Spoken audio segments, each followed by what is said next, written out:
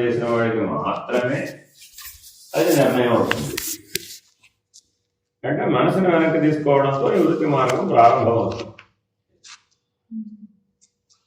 అప్పుడు మనసు మనసు మనసు కాదుగా. మనసు వెనక్కి తీసుకున్నప్పుడు నువ్వు ఉన్నావా లేదా? ఉన్నావుగా. నువ్వు అప్పుడు ఉన్నావు. ఆ వెనక్కి తీసుకుంటున్నవాడు ఎవడు? నువ్వే. మరి ఇప్పుడు నువ్వు ఉన్నావా లేదా? ఉన్నావు. నీకు ఇప్పుడు ఏమైనా పేరు పెట్టాలి? అంటే ఏదో పేరు పెట్టకపోతే నీకు నచ్చదుగా. నేనెవరు అంటే ఒక సమాధానం చెప్పాలిగా. అందుకని ఏమని చెప్పారు? నువ్వు చైతన్యం, నువ్వు ప్రజ్ఞ, నువ్వు ఆత్మ, నువ్వు ప్రకాశం, నువ్వు జ్ఞానం ఎట్లా చెప్పుకుంటూ వచ్చారు. నిజానికి నీకు అక్కడ పేరుందా? రూపం లేనప్పుడు, మనసు వెనక్కి తీసుకున్నప్పుడు రూపం ఉందని లేదు. మరి రూపమే లేనప్పుడు నామం ఎట్లా వచ్చిందా? నామరూపాలు రెండు ఒకసారి పడిపోయినాయా? లేకపోతే ఒకదానొకటి పరస్పరాశ్రయం కదా. అంతేగా. యాపిల్ అనే పేరు వినగానే యాపిల్ రూపం ప్రత్యక్షమైంది. పడిపోతే రెండు ఒకసారి పడిపోయాయి. అంతేనా?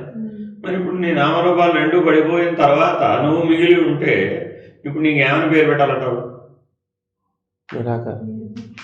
ఎట్టా అసలు ఎట్ట సాధ్యం అసలు అది? అంటే అర్థం ఏంటి? ఆ సత్యమై ఉన్నది నువ్వు ఎప్పటికైనా అలా ఉండాలి అని నీకు స్ఫురింపజేయడం కోసం, నడిపింపజేయడం కోసం అని ఇంకా చెప్తున్నాం అన్నమాట. ఆ మార్గంలో నడిచేవాడికి అసలు ఇదంతా గొడవ అవసరం లేదు. ఎందుకని? వాడు అది అయ్యే ఉన్నాడుగా. నామరూపరహితం అన్నావు ఇప్పుడు చదివినట్లు. మరి నువ్వు అదే ఉన్నావుగా. ఇప్పుడు ఏమనుకున్నావు? ఎక్కడికో వెళ్ళాలనుకుంటున్నావు. ఇంకా ఎక్కడికి వెళ్తావు? నామరూపరహితంగా ఉన్నావు అంటే సచ్చిదానందమేగా. ఆ సచ్చిదానందం సర్వవ్యాపకమైన అనుభవాన్ని పొందిందమ్మా. అప్పుడు దాంట్లో ఉన్న సత్తా ఏంటి? ఇది సర్వవ్యాపకం. నామరూపమేమో పరిమితం, సచ్చిదానందమేమో సర్వవ్యాపకం. మరి అప్పుడు అంతటా ఉన్నది మరి సత్యం జ్ఞానం అనంతం అవదా? అవడానికి ఏం చేయాలండి అంటే ఏది అలా ఉండవేవారు అంతే. అదే కాలేన విద్యత్. సచ్చిదానందం సత్యం జ్ఞానం అనంతం అనే నిర్ణయం పొందడానికి ఏం కావాలి? కాలేన విద్యత్. అయితే ఏంటంటే సూచిస్తూ ఉంటారు అన్నమాట. ఇట్లా ఇప్పుడు ఆమె చదివినని సూచనలే. వివరించి చెప్పండి అంటున్నారు. వివరించి ఎడ చెప్తామండి. అది వినగానే నీకు స్ఫురించాలంతే. అప్పుడు మళ్ళా శ్రవణ మనన నిధిధ్యాస కంటెన్స్లోకి వచ్చేసావు. మన ద్వైతంలోకి వచ్చేసావు. ఇప్పుడు పరిపూర్ణాన్ని ద్వైతంలో ఎట్లా చెప్తాం? అది సమస్య ఎక్కడ వచ్చిందంటే పరిపూర్ణాన్ని ద్వైత బుద్ధితో ఉన్నవాడికి చెప్పాలి. ఎట్లా చెప్తాం? చెప్పు. అసాధ్యంగా. అందుకని ఎవరైనా అచల బోధ చెప్తాను నేనంటే నాకు ఇబ్బంది అనిపిస్తుంది. సూచించవచ్చేమో కానీ బోధించడానికి వీలు కాదు. అందుకని ఏదో పద్ధతిలో ఇప్పుడు నీకేమీ చెప్పకపోతే నువ్వు దారి తప్పిపోతావు కదా. అందుకని శంకర భగవత్పాదులు ఏమన్నారంటే నువ్వు అద్వైతం వరకు బోధించవయ్యా. ద్వైతం నుంచి అద్వైత స్థితికి రావడానికి బోధించవచ్చుగా. బోధంతో అక్కడే. అద్వైత స్థితిని అందుకున్న వాడికి సూచించు. అప్పుడు వాడు గ్రహిస్తాడు. అది గ్రహించవలసిన సత్యమే కానీ బోధించేది కాదుగా. ఎట బోధిస్తావు? అక్కర్లేదండి. అదే చెప్పేది. గ్రహింపనేది ప్రజ్ఞ పని. అది బుద్ధి పని కాదు. మనం ఏం చేసాం? ఆ గ్రహించడం అనేది ప్రజ్ఞకి డైరెక్ట్గా దగ్గరగా ఉన్నది ఏది? బుద్ధి. అందుకని ఆ గ్రహించే పని బుద్ధికి పెట్టేసాం. కానీ అసలు ఆ గ్రహించే పని ఎవరిది? ప్రజ్ఞ. దానిపైన చేస్తుంది అది. ఇది అడ్డం రాకుండా ఉంటే చాలా. అందుకని ఈ నేను కనుక నువ్వు సాధన పూర్వకంగా వదిలించుకుంటే ఆ నేను సహజంగానే తెలియదు. నొప్పటి ముసుగు తీయడానికే సాధన. సూర్యుడు వచ్చాడని చెప్పడానికి మళ్ళీ సాధన ఎందుకు? నిద్రపోయేవాడికి సూర్యుడు వచ్చాడని ఎవరన్నా తెలియజెప్పాలమ్మా. ఎవరు తెలియజెప్తారు? మేలుకొంటే అయిపోతుంది. కాబట్టి నీ సాధన అంతా దేనికి? మేలుకో అంతే. మెలుకుంటే అయిపోయినట్టే.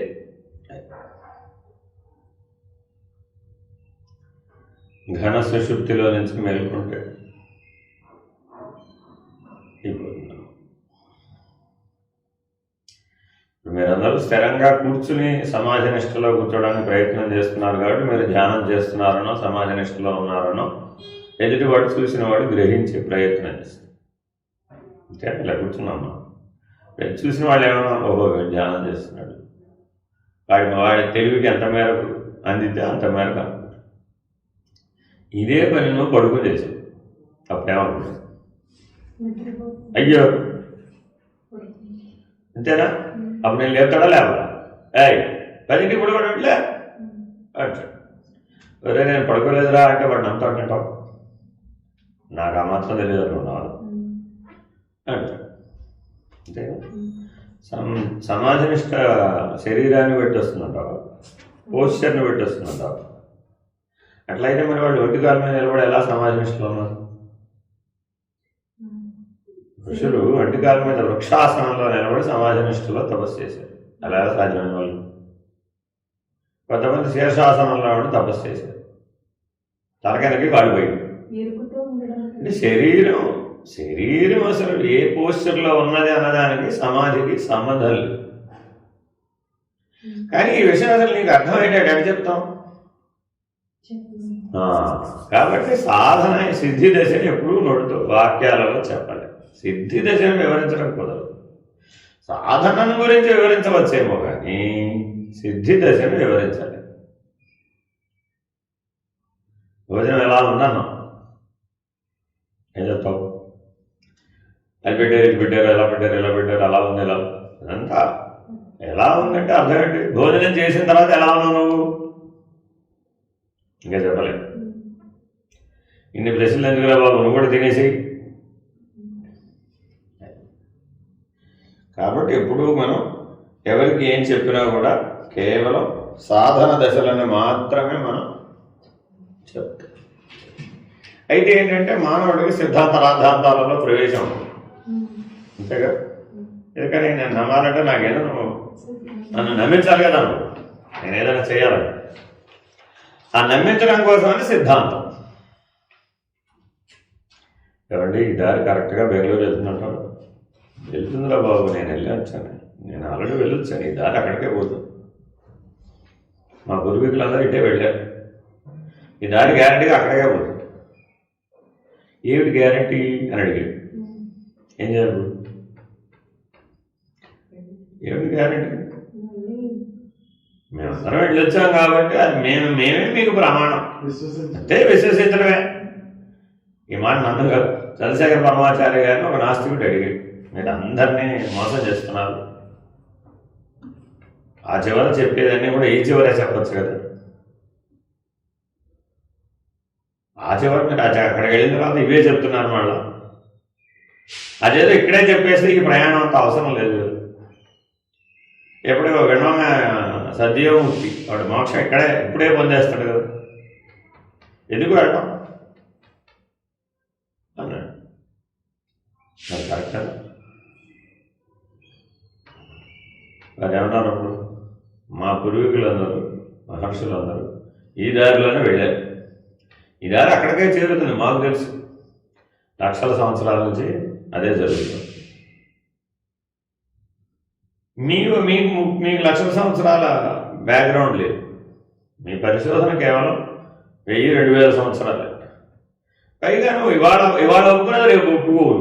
అంటే ఇవాళ కొత్తగా కనిపెట్టానండి అంటుంటావు, ఎప్పటికప్పుడు చూడండి మనం ఇవాళ నేను కొత్తగా కనిపెట్టాను అంటాడు. మరి ఇవాళేమో దేవుడు లేడు అన్నావు, రేపు దేవుడు ఉన్నాడు అంటావు అనుకో, అప్పుడు నేనేం చేయాలి? తూచి ఇప్పటికి చెప్పినంత మనం వదిలేసి అంటున్నావు. కానీ మరి మా వాడు అలా చెప్పలేదు. నేను ఏనాడు చెప్పినా ఇది లక్షల సంవత్సరాల వరకు ఇదే సత్యం అని చెప్పాను. గతంలో లక్షల సంవత్సరాల వరకు అదే సత్యం, రాబోయే లక్షల సంవత్సరాలు కూడా ఇదే సత్యం. ఇది సత్య దర్శనంతో చెప్పబడినటువంటి సూచనలు, బోధలు కావు, సూచన. అందుకే వేదం అంతా సూచనలే. చూడండి, వేదార్థాన్ని మీకు ఎవరు వివరించే ప్రయత్నం చేయరు అసలు. ఎందుకని? వింటూ ఉంటే నీకు ఆ స్మరణ కలగాలి అంతే. కానీ ఇప్పుడు మనం అర్థం చేసుకోలేకపోతున్నామని ప్రతిదానికి తాత్పర్యం అర్థం వ్యాఖ్య జోడించి రాసుకోండి.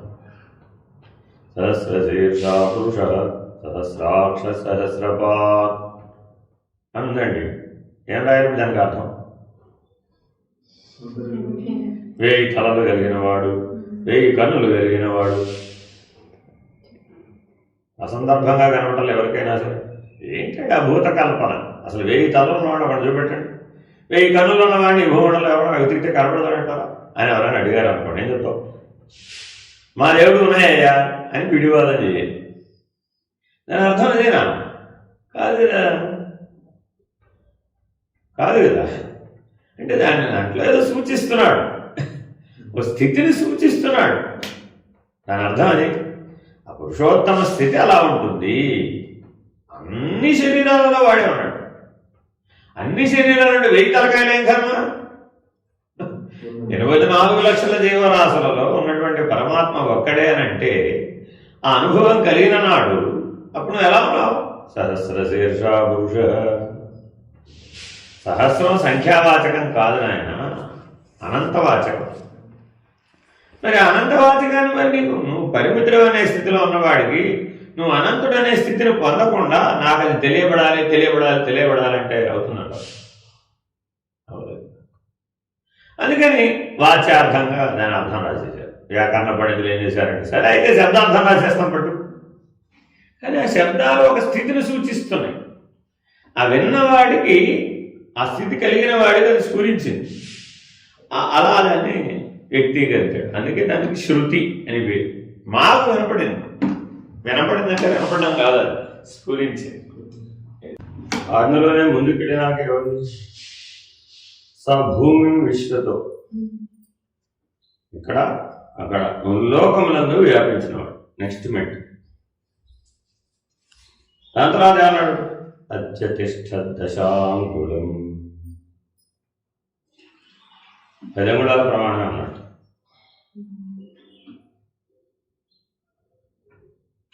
మూడు ఒకేసారి చెప్పాడు. అప్పుడు మొదటి ఏం చెప్పాడు? తర్వాత లోకములందు వ్యాపించినవాడు. తర్వాత అంతే. అంటే 3 అనుభవాలని నీకు ఒకేసారి చెప్పాడు. ఎవరికైతే తాను అక్షర పురుషుడనని, తాను పురుషోత్తముడనని అనుభవం కలిగిందో వాడికి ఈ 3 నిర్ణయాలు కలుగుతాయి. అంటే ఏకకాలంలో కూడా దశాం ఇంత కూడా ఉండగలడు. ఏకకాలంలో ముల్లోకములను వ్యాపించగలడు. ఏకకాలంలో అనంతుడుగా కూడా ఉండగలడు. మనం ఇప్పుడు ఎలా ఉన్నాం? ఎంత ఉన్నాం అనుకో, ఇంతే ఉన్నాం అనుకుంటున్నాం. ఆ వాడెంత ఉంటాడు? మనిషి గుప్పెడు అన్నాం, కొట్టి వాళ్ళని చూస్తాం. వామనుడు ఎంత ఉంటాడు? గుప్పెడు. అత్యధిష్ట దశాంగుళం. నిజంగా 10 అంగుళాలనే. That doesn't mean that వామనుడు 10 అంగుళాలు ఉన్నాడనే సూచన. అత్యధిష్ట దశాంగుళం అంటే అత్యంత హ్రస్వం, అత్యంత దీర్ఘం అని చెబుతూ అనంతం అన్నాడు. ఇప్పుడు మరి వామనుడు ఎలా విక్రమించాడు? అవతారంలో విక్రమించాడో లేదా? ఎలా విక్రమించాడో చూసిన వాడు చెప్తున్నాడు. చూడడానికి ఎంతే ఉన్నాడు, గుప్పిడే ఉన్నాడు. ఎంతలో ఏమయ్యాడు? ముల్లోకములందు వ్యాపించాడు. తర్వాత ఏమయ్యాడు? అనంతుడయ్యాడు. నీ సూక్ష్మ శరీరం ఎంత? ఇప్పుడు నీ సూక్ష్మ శరీర ప్రమాణం ఎంత? స్థూల శరీర ప్రమాణం అందరికీ తెలుసు. సూక్ష్మ శరీర ప్రమాణం ఎంత? ప్రమాణం చెప్పిందా? పురుషే వేదం సర్వం. ఈ దశాంగుళం అనేటువంటి నేను పరిమితుడు అనేటువంటి నిర్ణయం కలిగిన వాడు కూడా వాడు సూక్ష్మ శరీరం. వ్యష్టి సూక్ష్మం. చతిష్ట దశాంగుళం. నువ్వు 6 అడుగులున్నా నీ సూక్ష్మ శరీరం అంతా 10 అంగుళాలే. వాస్తవానికి దాని యొక్క ప్రమాణం 10 అంగుళాలు. మరి సమిష్టి సూక్ష్మము ముల్లోకాలంతా వ్యాపించింది. సమిష్టి సూక్ష్మం హిరణ్య గర్భుడు ముల్లోకములకు వ్యాప్తి చెందినవాడు. భూలోక భూవర్లోక సౌరలోకములందు హిరణ్య గర్భుడు వ్యాపించి ఉన్నాడు. దాంట్లో తర్వాత కంటిన్యూషన్ వస్తుంది. రెండో ప్రతిపాదన ఏం చేసేటప్పుడు నీ వ్యష్టి సూక్ష్మం సమిష్టి సూక్ష్మం అయ్యింది. నీ వ్యష్టి సూక్ష్మం క్షరపురుషుడు. వాడేగా క్షరపురుషుడు అంటున్నావు. మారిపోతూ ఉంటాడు, నశించిపోతూ ఉంటాడు. అదే సమిష్టి సూక్ష్మం అక్షర పురుషుడు. హిరణ్య గర్భుడు అక్షర పురుషుడు. మరి నీవో పురుషోత్తముడు. మరి ఇప్పుడు అందులో పరిపూర్ణత అని చెప్పలేదా? క్షరాక్షరమతి సంచ అన్నావు కదా ఇందాక. మరి ఇప్పుడు అనంతుడు ఎవరు? పురుషోత్తముడు కదా. మరి వాడు క్షరాక్షర అతీతుడేగా పురుషోత్తరయంలో. కాబట్టి ఇప్పుడు పరిపూర్ణ నిర్ణయం మేమే చెప్పామంటే అర్థమైందా?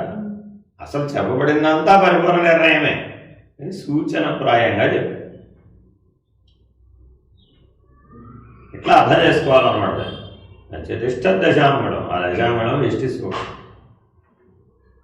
ఆ 10 అంగుళాలే ఈ 6 అడుగుల శరీరంలో వ్యాపించింది. హృదయాకాశ మధ్యగతో అంగుష్ఠమాత్ర పురుష. తర్వాత వస్తున్నాడు. ఇంకేం చెప్పాడు మళ్ళా? హృదయాకాశ మధ్యమున అంగుష్ఠమాత్ర పురుషుడు. ఇప్పుడు అంటున్నాడండి. ఇంతకుముందు 10 అంగుళాలు అన్నారు కదా, మరీ అన్యాయం 1 అంగుళాలు తగ్గించేసాడు. నాకు అర్థం కాదు. ఎప్పుడట క్షరుడు అక్షరుడులో లీనమైన హృదయాకాశం ఎక్కడుంది? సమిష్టి సూక్ష్మంలో. నీ హృదయాకాశ మధ్యలో నిలబడిన నాడు ఆ హిరణ్య గర్భుని తెలుసుకోగలుగుతావు. తెలుసుకున్నవాడు ఈ దశాంగుళం ఉన్నవాడు హిరణ్య గర్భుడు ఎంత ఉన్నట్ట? అంగుష్ట మాత్రమే ఉన్నాడు. ఇంతకీ వ్యాపిస్తే సైజ్ పెరగాలంట తగ్గాలంట? Size doesn't matter. Size doesn't matter.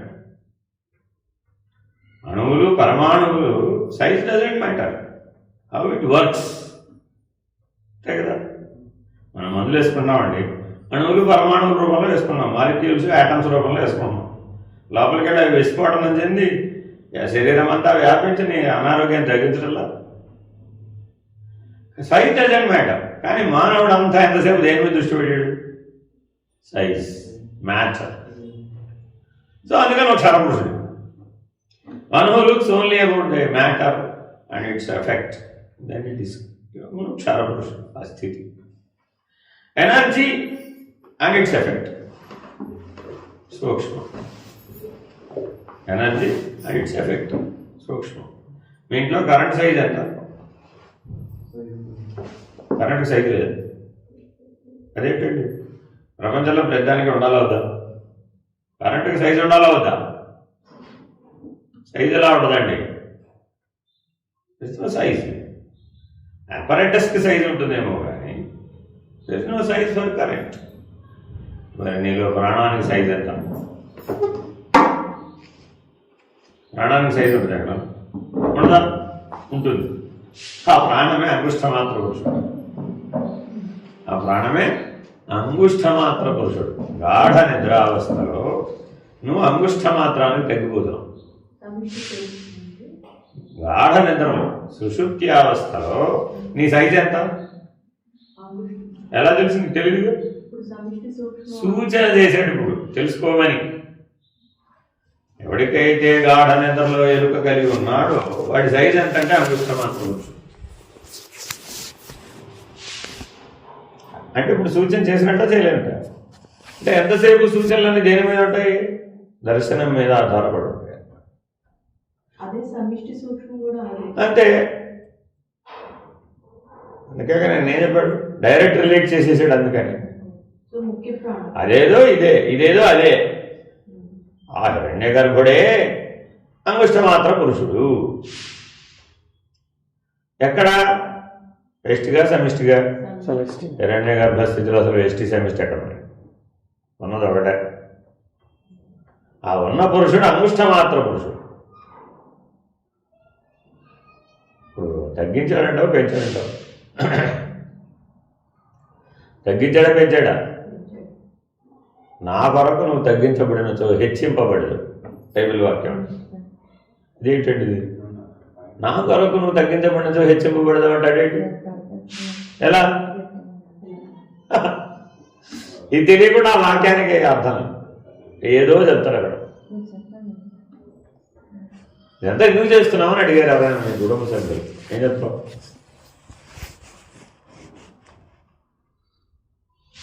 క్షరాక్షరమతీతంచ అవడానికి పురుషోత్తమ స్థితి, పురుషోత్తమ ప్రాప్తిని, అందుకే పురుషోత్తమ ప్రాప్తి, ఆ పురుషోత్తమ ప్రాప్తిని అందుకోవడం కోసం చేస్తున్నాను అంట. మీ పిల్లలకి అర్థమైనట్టేనంట. వాడి లోపల ఉన్న జీవుడికి అర్థమైంది, వాడికి అర్థం కావకాలి. అయినా నేను పురుషోత్తమ ప్రాప్తి కోసం ప్రయత్నం చేస్తున్నానంటే సరే మంచిది, అదేదో మంచిది అయ్యి ఉంటుంది, నేను ప్రయత్నం చేస్తున్నామంటే కొనసాగించు అంటే వాడికి అర్థమైంది. ఇప్పుడు ఎవరికి అర్థమైంది? ఈ ప్రపంచంలో ఎవరైనా సరే నేను పురుషోత్తమ ప్రాప్తి కోసం ప్రయత్నిస్తున్నానండి అంటే నువ్వు నాతో పాటు వచ్చేయని అన్నారు. ఎందుకని? That is your ultimate goal. నీ లక్ష్యం ఏంటంటే ఎప్పటికైనా ఆ పురుషోత్తమ ప్రాప్తినే పొందాలి. నీవు అనంతుడు అని తెలుసుకోవాలి, ఆది మధ్యాంతరహితుడు అని తెలుసుకోవాలి. పరిపూర్ణం అంటే ఆది మధ్యాంతరహితమే, నీకు మొదలు లేదు కొన లేదు. ఎక్కడెక్కడైతే రహితమైన సూచన చేయబడిందో అదంతా ఏమిటి? పరిపూర్ణం. ఎక్కడెక్కడైతే అతీతమైన సూచన చేయబడిందో అక్కడ అక్షర పురుషుడు. అతీతం అక్షర పురుషుడు, రహితమంతా పురుషోత్తముడు. ఇట్లా మనం ఆ సూచన వాక్యాలను గుర్తించాలన్నమాట. ఏ గ్రంథం చదువుతున్నా కూడా క్షరాక్షరమతీతంచ అనగానే అప్పుడు పురుషోత్తముడు. దాటాలని అర్థం. ఇప్పుడు ఎక్కడుంటే దాటుతావు? ఏ స్థితిలో ఉంటే దాటుతావు? ఏ నిర్ణయంలో ఉంటే దాటుతావు? అకారము పరమాత్మ, సకారం జీవాత్మ. మరి నేనేం చెప్పాను? బిందు మధ్యలో ఉండమన్నా. ఎలాగో తెలిసిందా మీరు?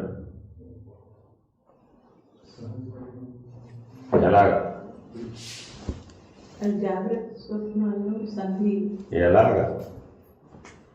ఎలాగా? అందుకే మిమ్మల్ని హంసతత్వ కందార్థ ధరువులు చదవమన్నాం. చదవాలన్నమాట. చదివితేనే తెలుస్తుంది. అందులో ఈ సూచన చంద్రహాసమును చేతబూని హకార సకారములను తెగ నరుకుచు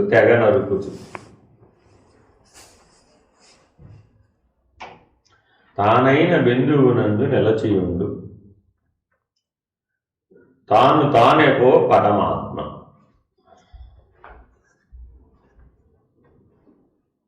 అంతే. చెప్పాడా చెప్పలేదండి? అయ్యో రామా, న్యాయపడుగాను. స్పష్టంగా చెప్తే చెప్పి చెప్పకుండా చెప్పేటంటే దాంట్లోనే ఉంది రహస్యం. ఎప్పుడు గుర్తుపెట్టుకోవాలి. అందుకే వేదాంతం అంత రహస్యం. అనుభవజ్ఞుడు ఎవరైనా వివరించి చెప్తే తప్ప ఆ చంద్రహాసం ఎక్కడ ఉండదో నీకు తెలియదు. మామూలుగా అర్థం అంటే హాసం అంటే ఏమిటి? చంద్రహాసం అంటే పూర్ణచంద్రుడు నవ్వుతున్నాడు. పూర్ణచంద్రుడు నవ్వడం ఏంటంటే వాచ్యార్థంగా చూస్తే అదే. కానీ చంద్రహాసం అన్నట్టు ఖడ్గమును చేతబూని ఇట్లా వంపు తిరిగి ఉంటుంది అన్నమాట. అది హ్యాండిల్ ఉంటుంది, ఈ చివర వంపు తిరిగి, దాని పేరు చంద్రహాసం. అష్టమి నాటి చంద్రుడు వరే సగం అర్ధచంద్రుడు ఉంటారు ఆ ఖడ్గాన్ని. దాని పేరు చంద్రహాసం అంట. దాన్ని చేతబూన అన్నట. దేని తెగ నరకాలట? హకార సకారములను తెగ నరికి. ఓ పక్షిని ఆధారంగా వీడు చెప్తున్నాడు అన్నమాట. హకారము పరమాత్మ, హంసకు శిరస్సు. సకారము తోక జీవాత్మ. తల తెగ నరకాలట, ముందు తోకను తెగ నరకాలట. పక్షిని ఆధారంగా చేసుకుని ముందు సూచన చేస్తున్నాడు. యథార్థం ఏంటో తర్వాత విషయం. అంటే ఒక పక్షిని చంపాలి అంటే ముందు రెక్కలు తీసేయాలి, ఆ తర్వాత తల తీసేయాలి, ఆ తర్వాత తోక తీసేయాలి, ఆ తర్వాత కాళ్ళు తీసేయాలి. హంస నిశ్చలంగా ఉంటే పరమహంస, చలనరహితమై ఉంటే పరమహంస. ఎందుకు చెలుస్తోంది? దానికి రెక్కలు ఉన్నాయి కాబట్టి. ఎందుకు చెలుస్తోంది? దానికి తల ఉంది కాబట్టి. ఎందుకు చెలుస్తోంది? దానికి తోక ఉంది కాబట్టి. Which helps for flying. తోక లేకపోతే ఫ్లై చేయలేదు. కోడి ఎందుకు ఎగరలేదంటే దానికి తోకలేదు. తర్వాత అయినా కూడా కాళ్ళు ఉన్నాయి కాబట్టి కదిలే అవకాశం ఉంది. కాళ్ళు కూడా తెగనరకపోయావు. అప్పుడు ఇక ఉన్న చోట అచల హంస. ఇప్పటి వరకు మీకు పరమహంస వరకే చెప్తున్నాం. పరమహంస అచల హంస అయ్యేది ఎట్లాగా? ఇలా అవుతుంది. హంసదత్త కథార్థ ధరువులు పరమహంస అచల హంస అయ్యేది ఎట్లాగో చెబుతాయి. అందుకే ఇప్పుడే చెప్పా, గ్రహించగలిగిన వాడికే సూచన. ఇంకా అంత దూరం రాలని ఆ పాట పైకి చెప్తున్నాం. మళ్ళా మీరు అందరూ కనబడతారో కనబడతానని. దేవహంస, ఈశ్వరహంస, పరమహంస, అచల హంస. ఆఖరి పెట్టనమాట. అచల హంస దగ్గరకు వచ్చేటప్పటికి కలహంస, జీవహంస, కలహంస, అచల హంస. ఆ పద్ధతిగా చెప్తాం. ఓ మెట్టు కిందకి నీకు అద్వైతంలో చెబితే జీవహంస, ఈశ్వరహంస, పరమహంస అని ఇలా చెప్తాం. అదే ఇంకో మెట్టు ద్వైతంలోకి దిగామనుకోండి, జీవహంస, ఈశ్వరహంస, పరమహంస అసలు చెప్పం. ద్వైతంలో చెప్పినప్పుడు జీవహంస, ఈశ్వరహంస, ఫినిష్డ్. కలహంస గమనంలో నడక కలిగిన దానా అని కవులు రాసేస్తారు. అంటే వాడికి తెలియదు అసలు ఏమన్నా. ఇట్లా హంస గమనమును సూచనగా స్వీకరించి ఇదంతా చెప్పారు. అందుకని మానవుడు ఎప్పటికైనా ఏ స్థితికి చేరాలి? అచల హంస. నీ టార్గెట్ అచల హంస, జన్మరాహిత్యం అయితే. కనీసం జీవన్ముక్తి అనుకో, పరమహంస. అది కూడా కాదు, కనీసం ఈశ్వర సాక్షాత్కారం, అప్పుడు ఈశ్వర హంస. ఇలా జరిగిన వాడికే ఇది నిర్ణయం అవుతుంది. జరగాల చెయ్యాలా? జరగాలి, జరగాలి. చంద్రహాసం అనే ఖడ్గం ఎవరి దగ్గర ఉంటుంది? ముందో వాక్యం, గురు సూచన అనేది చంద్రహాసమును చేతకు. చదవాలి బాగా. అందుకే అసలు వాళ్ళు నేను అనుకుంటా అసలు వాళ్ళు ఎలా అసలు దాన్ని వాక్ రూపంలో పెట్టగలిగారా? మనం కళలో జరిగిన దాన్ని వాక్ రూపంలో పెట్టడమే పెట్టలేమే. అలాంటిది హంసని ఆధారంగా చేసుకుని హంసని తెగ నరకడం ఎట్లా? మన అందుకే చూడండి, మనసును ఆధారంగా చేసుకుని మనసును పోగొట్టవయ్యా. మనసును పోగొట్టాలంటే వేరే దాన్ని పట్టుకొస్తానంటే పనికిరాదు. దాన్ని మనసుతోనే నిగ్రహించాలంటే, తెలుసుకోవాలంటే మనసుతోనే తెలుసుకోవాలంటే. బుద్ధిగ్రాహ్యం అతీంద్రియం, బుద్ధితోనే తెలుసుకోవాలంటే అంతే. మరి అట్లా సూచనలన్నీ అలాగే ఉంటాయి అన్నమాట. అంటే ఆ స్థితికి వచ్చిన వాడికి స్ఫురిస్తుంది అనమాట, లేని వాడికి స్ఫురిస్తుంది. ఈ గ్రహింపు రావాలన్నమాట. మనం ఎంత గ్రహింపు మళ్ళా వివరించండి అంటే కుదరదు. కాబట్టి ఎక్కడికక్కడ అచల పరిపూర్ణం అంతా కూడా ఇట్లా సూచించబడుతుంది అంటే, అంతేగాని వివరించబడకూడదు.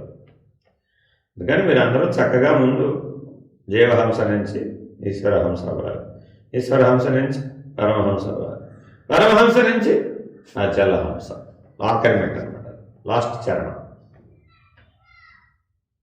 అంటే శ్వాస ఇక్కడి నుంచి ఆడడమే దాని తోక తీయడమా? ఈరోజు చెప్తాను అలాగా ఎందుకు బలవంతుంది. అసలు ఇది ఇట్లా ఓ మార్గం ఉందని తెలుసుకోమాట. ఆ మార్గంలో ప్రవేశిస్తే ఆ ప్రయాణం సాగుతుంది.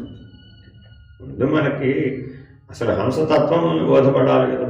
ఎప్పుడు నువ్వు అంతర్ముఖుడివై ఉండాలి. అసలు బహిర్ముఖమే లేనటువంటి అంతర్ముఖత్వంలో ఉంటే తప్ప కేవలం హంస మీద దృష్టి నిలిపిన వాడికి మాత్రమే కదా తెలియబడింది. మనం ఏం చేస్తున్నాం, అటు బహిర్ముఖానికి ఇటు అంతర్ముఖానికి కాసేపట్టు ఉంటున్నాం. మరి ఒక ఎట్ల నిర్ణయం అవుతుంది? అవదు. అందుకని దేహాత్మ, అంతరాత్మ, పరమాత్మ, కేవలాత్మ, ఆత్మా చతుష్టయ ఉంటుంది. 4 పద్ధతులుగా చెప్పారు.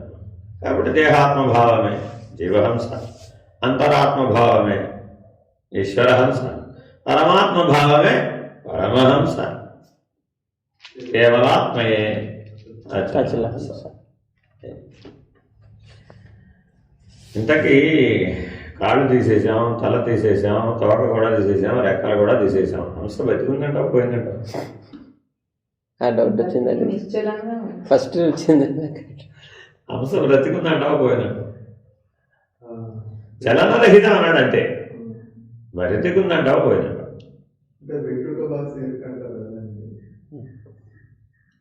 అంటే చెప్పడానికి అది వాడాడు అనమాట. వాస్తవానికి ఎరుక విడిచేశాడు, కానీ ఈ సూచన చేయడం కోసం నా వెంట్రుక వాసి ఎరుకని ఉపయోగిస్తున్నాడు అనమాట. లేనెరుకని చెప్పడం అనమాట. ఆ నరకమని చెప్పడం అర్థం ఏంటంటే లేనెరుక, ఎరుక విడవయ్యా బాబు. హంసన్నా ఎరుకన్నా వాడు అక్కడి నుంచి చెప్తే భావము భావాతీతము, అభావము భావాభావరహితం. భావము జీవహంస, భావాతీతం ఈశ్వరహంస, అభావం పరమహంస, భావాభావరహితం అచలహంస. ప్రతిదీ హంసకి రిలేట్ చేయాలన్నమాట. అంటే జీవహంస అంటే మనం ఏదన్నా అనుకో, భావం అన్నావా లేదా, నా భావంలో అన్నావా లేదా, జీవహంస తీసేసి అయిపోయింది, ఫినిష్డ్. భావాతీతం అంటే సమాజనిష్ట. అక్కడ ఏమన్నా నీకు నిర్ణయం కలిగిందనుకో, అది ఈశ్వరహంస, సాక్షాత్కారం అన్నమాట. దట్ రిలేట్స్ విత్ ఈశ్వరహంస. సమాజ నిర్ణయంలో ఎవరైతే మేల్కొన్నాడో వాడు ఎక్కడ మేల్కొంటాడు? ఈశ్వరహంసలో మేల్కొంటాడు. అంతే. అదే అభావ స్థితిలో ఉన్నాడు అప్పుడు అది భావమో భావాతీతమో కూడా రెండూ లేదు. అప్పుడేమయ్యాడు? అభావం.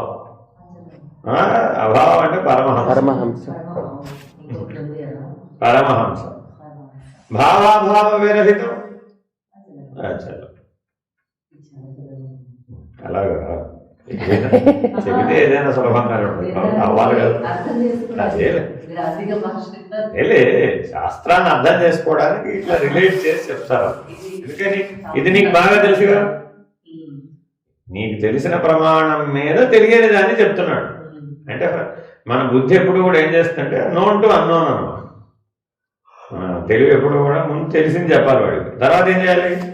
తెలియని దాన్ని దానికి అనుసంధానం చేస్తే ఇప్పుడు అర్థమైనట్టు. సో బుద్ధికి అందించడం కోసం అని ఇలా చెప్తారు. కాకపోతే దాన్ని ఎప్పుడు మీరు గుర్తు పెట్టుకోవాలన్నమాట. కానీ కొండ గుర్తు. ఎందుకనంటే నువ్వు మౌనంగా సమాధానిలో కూర్చున్నాక ఎవరొచ్చి నీ చెవిలో చెప్తారు? చెప్పడం కుదరదు. అప్పటికి నీకు ఇది స్ఫురించాలన్నమాట ఎప్పటికప్పుడు నీ జీవన గమనంలో. భావం అంటే జీవహంస, భావాతీతం అంటే ఈశ్వరహంస, అభావం అంటే పరమహంస, భావాభావం రహితం అంటే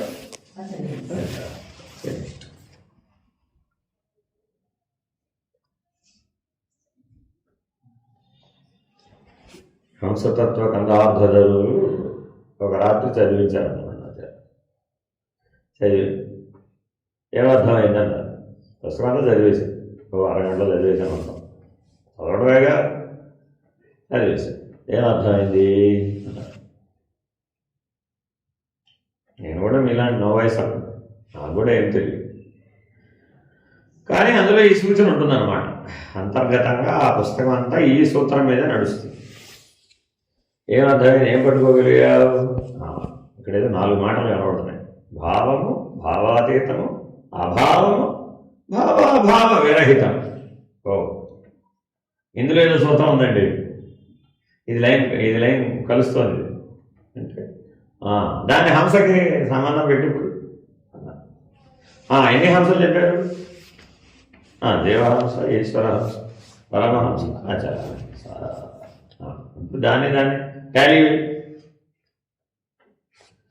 అంతే. అంతే, అలా తెలుసుకో. అంతే కదా మరి, ఈశ్వరుడు సాక్షి. అందుకనే మనం అందరినీ ఏ సాధన చేయమంటాం?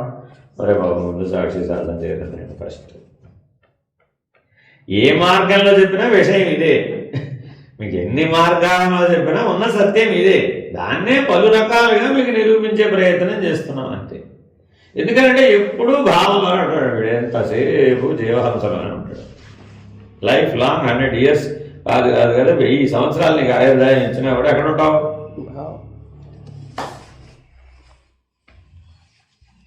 మొదటి భావం ఏమిటి? భోగి భోగ్య భావం. ఆ భావంలో మొదటిదేంటి? భోగి భోగ్య భావం. భావమే అంతేనా కాదు? నెక్స్ట్ యోగి యోగ్య. యోగి యోగ్య భావన. దీనికంటే అది కొద్దిగా బెటర్. అంతేనా కాదు? కానీ సరిపోదు, చాలు. నెక్స్ట్ జ్ఞేయము జ్ఞాత. జ్ఞేయము జ్ఞాత, అది కూడా భావమే. తెలియబడేది, తెలుసుకునేవాడు. జ్ఞేయము జ్ఞాత. ఎవడైతే జ్ఞేయము జ్ఞాతగా అయ్యాడో ఆ జ్ఞాత సాక్షి. ఆ జ్ఞాత ఎవరు? సాక్షి. జ్ఞేయం ఎవరిలో కలిసిపోతుంది? జ్ఞాతలో కలిసిపోతుంది. ఎప్పుడు కూడా దృశ్యం ఎవరిలో కలిసిపోతుంది? ద్రష్టలో కలిసిపోతుంది. కాబట్టి ఆ సాక్షి భావం జ్ఞాతలో కనుక నువ్వు నిలబడితే అప్పుడేమయ్యావు? ఈశ్వరహంస. సాక్షి కదా, భావాతీతం. జ్ఞాతకి ఏమి అట్రిబ్యూట్ చేయగలవు? భోగే యోగే. వాడి దగ్గర భోగి భోగ్యములు లేవు, యోగి యోగ్యములు లేవు. వాడు జ్ఞేయము జ్ఞాత. వాడు భోగికి జ్ఞాతే, యోగికి జ్ఞాతే వాడు అని ఎవరైతే నిర్ణయంగా ఉన్నారో, ఇప్పుడు నీ అవస్థాంతరం నీకు అనుభవం అవుతుందా లేదా? అవుతుందా? అనుభవం అవుతున్నప్పుడు నువ్వు భోగి భోగ్యమా, యోగి యోగ్యమా? ఏదైనా సరే నేను అనుభవిస్తున్నానన్న వాడు భోగి కదా. కాబట్టి భోగ్యం ఏమిటి నీకు? నీ అవస్థాత్రయం, నీ శరీరత్రయం. నీ శరీరత్రయం నీకు అనుభవానికి వస్తుందా లేదా? ఆ తర్వాత కూడా ముందు అసలు కింద నుంచి అర్థం రాదు. ఇప్పుడు మనం భోగి భోగ్యం అంటే ఎక్కడ ఆలోచిస్తున్నాం అంటే బహిర్ముఖంలో, ప్రపంచంలోకి వచ్చి ఆలోచించకూడదు. ఎక్కడ ఆలోచించాలి? నీ శరీరత్రయం నీకు భోగ్యమేగా. నీ అనుభవానికి వస్తుందిగా. నాయన కాళ్ళు డబ్బులు వస్తున్నాయిరా బాబు, ఇదేంట్రా బాబు, రాత్రి అంతా నిద్రపోకుండా నేను కూర్చోబెట్టి నాకు అర్థం కాదు. కాబట్టి ఈ శరీరానుభవం అంతా నీకేగా, అది భోగ్యమేగా. అది సుఖమైనా దుఃఖమైనా. గాఢ నిద్రావస్థలో సుఖంగా పడుతున్నావు లేదా? మరి ఇప్పుడు ఆ సుఖం ఎవరికి?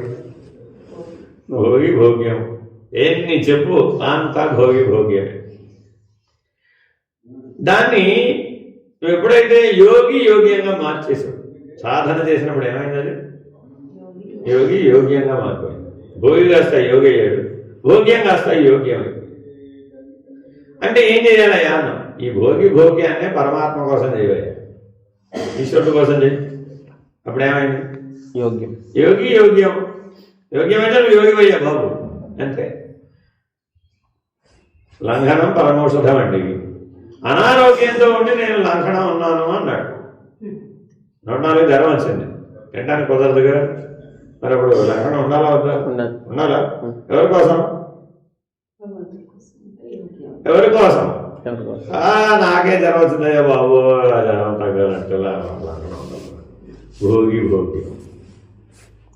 పరమాచార్య అన్నారు, అరే ఈశ్వరుడు ఇచ్చిన వరం, ఆ పరమౌషధాన్ని సేవించడానికి ఒక వరం ఇచ్చాడట బాబు నీకు. ఏంటి? జ్వరం. అసలు తపస్సు అనుకోదండి.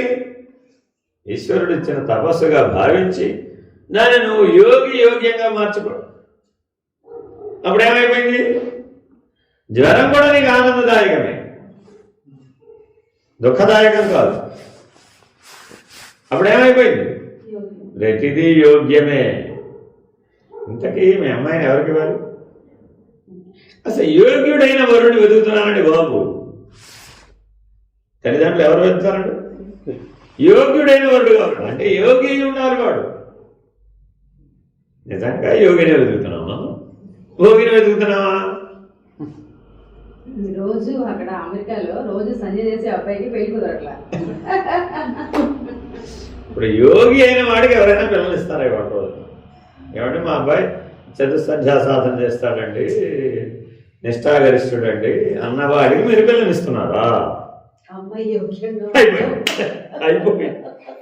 అయిపోయింది. అమ్మాయి యోగ్యంగా ఉండాలి. చూడండి మరి. కరెక్ట్. అంటే సాధారణంగా జత ఎట్లా కలిసినట్టు కనబడుతుంది? భోగి యోగి కలుస్తారండి.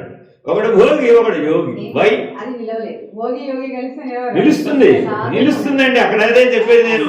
ఈ సృష్టి ధర్మాన్ని మీరు అర్థం చేసుకోవాలి. అందుకే అన్ని దగ్గర అలానే భోగి యోగి కలిసి జీవిస్తారండి ఒకే గూటిలో. ఎందుకంటే యోగి గురువు, భోగి శిష్యుడు. ఎవరన్నది ప్రశ్న కాదు, గుర్తుపెట్టుకోండి. ఎవరన్నది ప్రశ్న కాదు.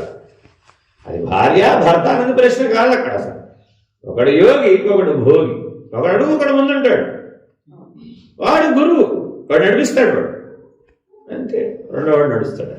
ఇది ఎప్పుడు నీకు తెలుస్తుంది? వివేకంతో విచారిస్తేనే తెలుస్తుంది. ఈశ్వరుడు ఇట్లా ఎందుకు చేశాడండి అంటుంటాడు ప్రతివాడు.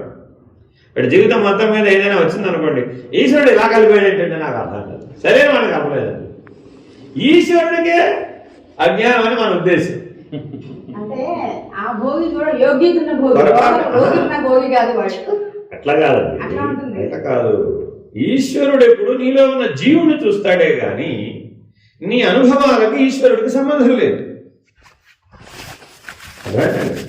ఈ జీవి ఏ జీవితో కలిసి జీవిస్తే వీడి పరిణామం పూర్తవుతుందన్నదే ఈశ్వరుడికి పని. అంతే తప్ప నువ్వు సుఖంగా ఉండవా దుఃఖంగా ఉండవా ఈశ్వరుడికి నన్ ఆఫ్ యువర్ బిజినెస్. ఆయనకేందంత పని లేదు. అందుకని ఆయన ఏం చేశాడు? సృష్టి ధర్మాన్ని ఎలా పెట్టాడయ్యా అంటే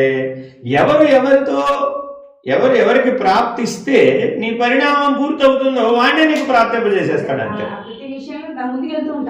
అందుకని ఏమన్నాం? ఏమంటే ఈయన ఎందుకు దొరికాడు నాకు భర్తగా? పార్వతీదేవిని అడిగారు. ఈయన తప్ప ఎవరు దొరకలేదమ్మా నీకు? ఏం కనబడుతున్నావు? ఆయన నీకు సామాన్యుడిగా కనబడుతున్నాడు. ఆయన అసామాన్యుడు, అజుడయ్యా బాబు. ఆయనకు జన్మే లేదు. మనమంతా జన్మ కలిగిన వారం. చూడండి, జన్మ ఎత్తినటువంటి పార్వతికి జన్మ లేని శివుడిని జతగా చేసి పాఠం శివపురాణం చెప్తాను. ఇది మేం మ్యాచింగ్ అనేది నాకు అర్థం కాదు. జననున్న ప్రతిదానికి మృత్యు ఉందా లేదా? చూడండి, అందుకే పార్వతీదేవి దేహం వదిలేసినట్లు, దేహాన్ని పొందినట్లు ఎన్నో కథలు కనబడతాయి అన్నమాట. రకరకాల, ఒక్కొక్క యుగంలో ఒక్కోలాగా. మరి జననం ఉన్నటువంటి వాడు జీవి కదా, మరి అజమైన వాడు పరమాత్మ కదా. ఈ జీవాత్మని ఎవరికి మ్యాచ్ చేశాడు? పుట్టుకే లేని పరమాత్మకి మ్యాచ్ చేశాడు. అదే కరెక్ట్ మ్యాచింగ్ పొమ్మని వాళ్ళనే ఆదర్శంగా తీసుకోమని మనం వివాహ కాలంలో చెప్తాం. శివపార్వతుల వలె జీవించండి. లక్ష్మీదేవి సముద్రంలో పుట్టింది. ఇప్పుడు క్షీరసాగర మథనంలో పుట్టిందంటే ఉన్నట్టేనా లేదా?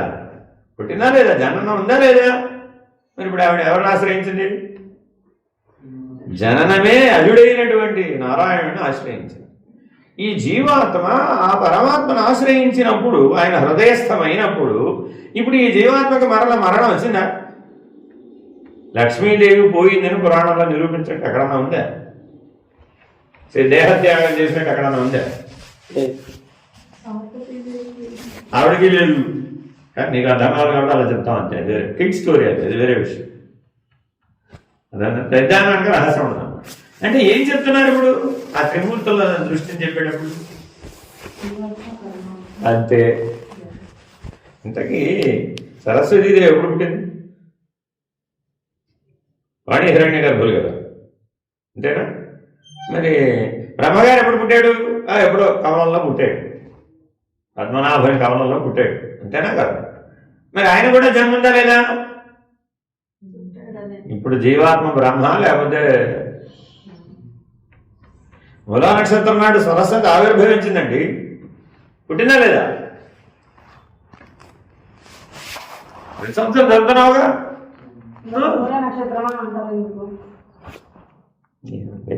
భోగి భోగ్యం ఏదైనా సరే మనం అబ్జెక్షన్ చెప్తున్నామంటే అర్థం ఏమిటి? అవి యోగిగా మారడానికి పనికొచ్చేవారు. మూలా నక్షత్ర సంజాతుడు తప్పక యోగి అవుతాడు, తప్పక యోగి అవుతాడు. వాడు వైరాగ్యంతో పుడతాడు, దాని అర్థం అది. మూలా నక్షత్రం అంటానికి అర్థం అది. వాడు వైరాగ్యంతో పుడతాడు, జన్మత వైరాగ్యంతో పుడతాడు మూలా నక్షత్రంలో. మరి ఇప్పుడు వాడిని నీకే విరాగులు నచ్చుతారట. వైరాగులతో నాకేం పనండి బాబు, ఏదో 4 కోట్లు సంపాదించి 4 పిల్లలు, కానీ మా అమ్మాయిని కాస్త జాగ్రత్తగా చూసుకుంటే చాలా అబ్బాయి. అంటే మానవ జీవితం అంతా ఏం చోటు చెబుతుంది? భోగి భోగి. అందుకని జాగ్రత్తగా మొట్టమొదటి మనం విశ్లేషణని సరిగా సృష్టి ధర్మాన్ని అర్థం చేసుకోగలిగే జ్ఞానం ప్రాప్తించాలి. ఈవిడికి ఈయన ఎందుకు లభించాడు? అలా లభిస్తేనే ఈశ్వర ప్రణాళిక నెరవేరుతుంది. నువ్వు ఈ జన్మలో నువ్వు ఆ మెట్టు ఎక్కాలి అంటే వీడే నీకు లభించాలి, అప్పుడే ఎక్కువ, లేకపోతే ఎక్కువ. ఎందుకని? అది నువ్వు అనుభవించి వదిలేసినటువంటి భోగి అయినా అయి ఉంటుంది, లేదా అనుభవించవలసినటువంటి యోగి అయినా అయి ఉంటుంది. అదే ఇంకొంచెం అవతలకి వెళ్ళాం. అప్పుడు జ్ఞేయము జ్ఞాత ఇంకో మెట్టెక్కేశాడు. ఆత్మసాక్షాత్కార జ్ఞానం కలిగినటువంటి వాడు బ్రహ్మజ్ఞాని మా అమ్మాయికి వరుడుగా లభించాలి. పూర్వం ఎట్లా వెతికేవాడండి? మహర్షులైన వాడు మా అమ్మాయికి వరుడుగా లభించాలి అని సంబంధాలు వెతికేవాడు. ఇప్పుడు మహర్షులకు పెళ్లి చేద్దాం. ఈ యుగంలో మహర్షులను వెతికి పెళ్లి చేయాలంటే అసలు ఎంత కష్టం. అంటే బ్రహ్మజ్ఞాని పెళ్లి చేసుకోవచ్చా చేసుకోకూడదా? చేసుకోవచ్చు, మన ధర్మం ఏమీ కాదనదండి. ఎందుకని వాడు ఇప్పుడు ఏ స్థితిలో ఉన్నాడు? జ్ఞేయము జ్ఞాత. భోగ్యం దాటేశాడు, యోగ్యం దాటేశాడు, సాధన పూర్తి అయిపోయింది, సిద్ధి దశకి చేరుకున్నాడు, జ్ఞాని అయ్యాడు. జ్ఞేయము జ్ఞాత. భోగ్య స్థితిలో ఉన్నవాడు గృహస్థాశ్రమాన్ని స్వీకరిస్తే దేన్ని ఆచరించాడు? భోగాన్ని ఆచరించాడు. యోగ్య స్థితిలో ఉన్నవాడు గృహస్థాశ్రమాన్ని స్వీకరించాడు, దేన్ని ఆచరించాడు? జ్ఞేయము జ్ఞాత అన్న స్థితిలో ఉన్నవాడు గృహస్థాశ్రమాన్ని స్వీకరించాడు. దాని అవసరం చెప్పండి. ఇప్పుడు చూద్దాం. 4వ మెట్టు చెప్పండి. అప్పుడేనా జ్ఞేయము జ్ఞాత తర్వాత చెప్పండి. 3 స్టెప్పులు అయిపోయినాయి. 4వ స్టెప్ చెప్పండి చూద్దాం. దృశ్యం. 4వ స్టెప్ చెప్పండి చూద్దాం. దృశ్యం. 4వ స్టెప్ చేతనము చైతన్యం. అర్థమైనా? 4వ మెట్టు ఏంటి?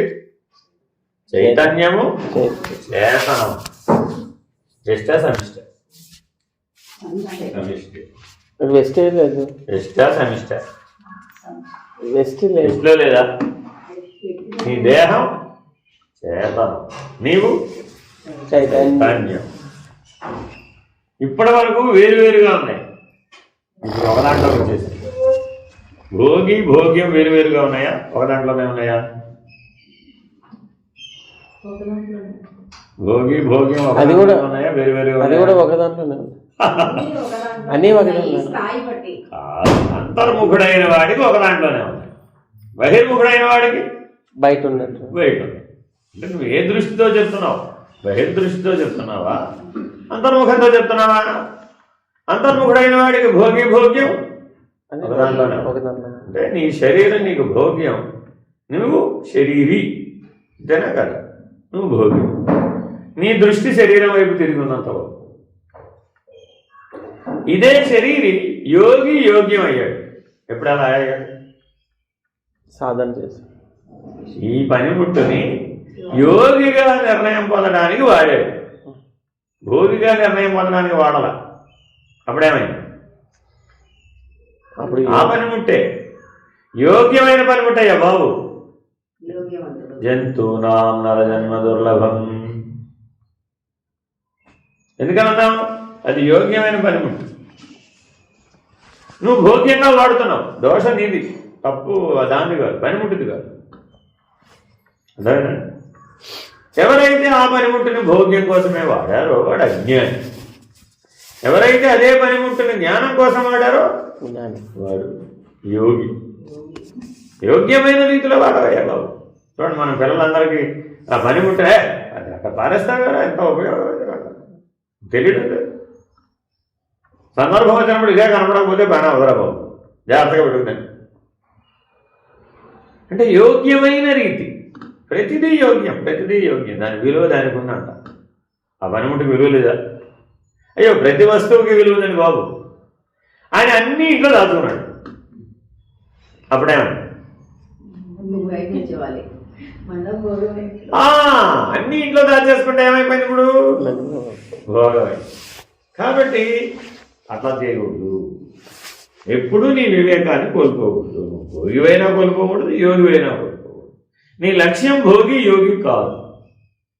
నీ లక్ష్యం జ్ఞేయము, జ్ఞాత. దీని ద్వారా నేను నన్నేదో తెలుసుకోమంటున్నాడు పరమాత్మ. ఆ తెలుసుకున్నది నిర్ణయం అయితే నాకు ఈ పనిముడితో పని లేదు. జ్ఞాత అయిన వాడికి మిగిలిన 24 అన్న పనే. జ్ఞాత అయ్యేంత వరకే వాడికి పని, ఆ 24తో. జ్ఞాత అయిన వాడికి మిగిలిన 24తో వాడికి పని లేదు. ఎప్పుడు వాడి జ్ఞాతే. ఇప్పుడు వాడిని అడిగాం, ఏమంటే నీ శరీరం నువ్వు కాదా?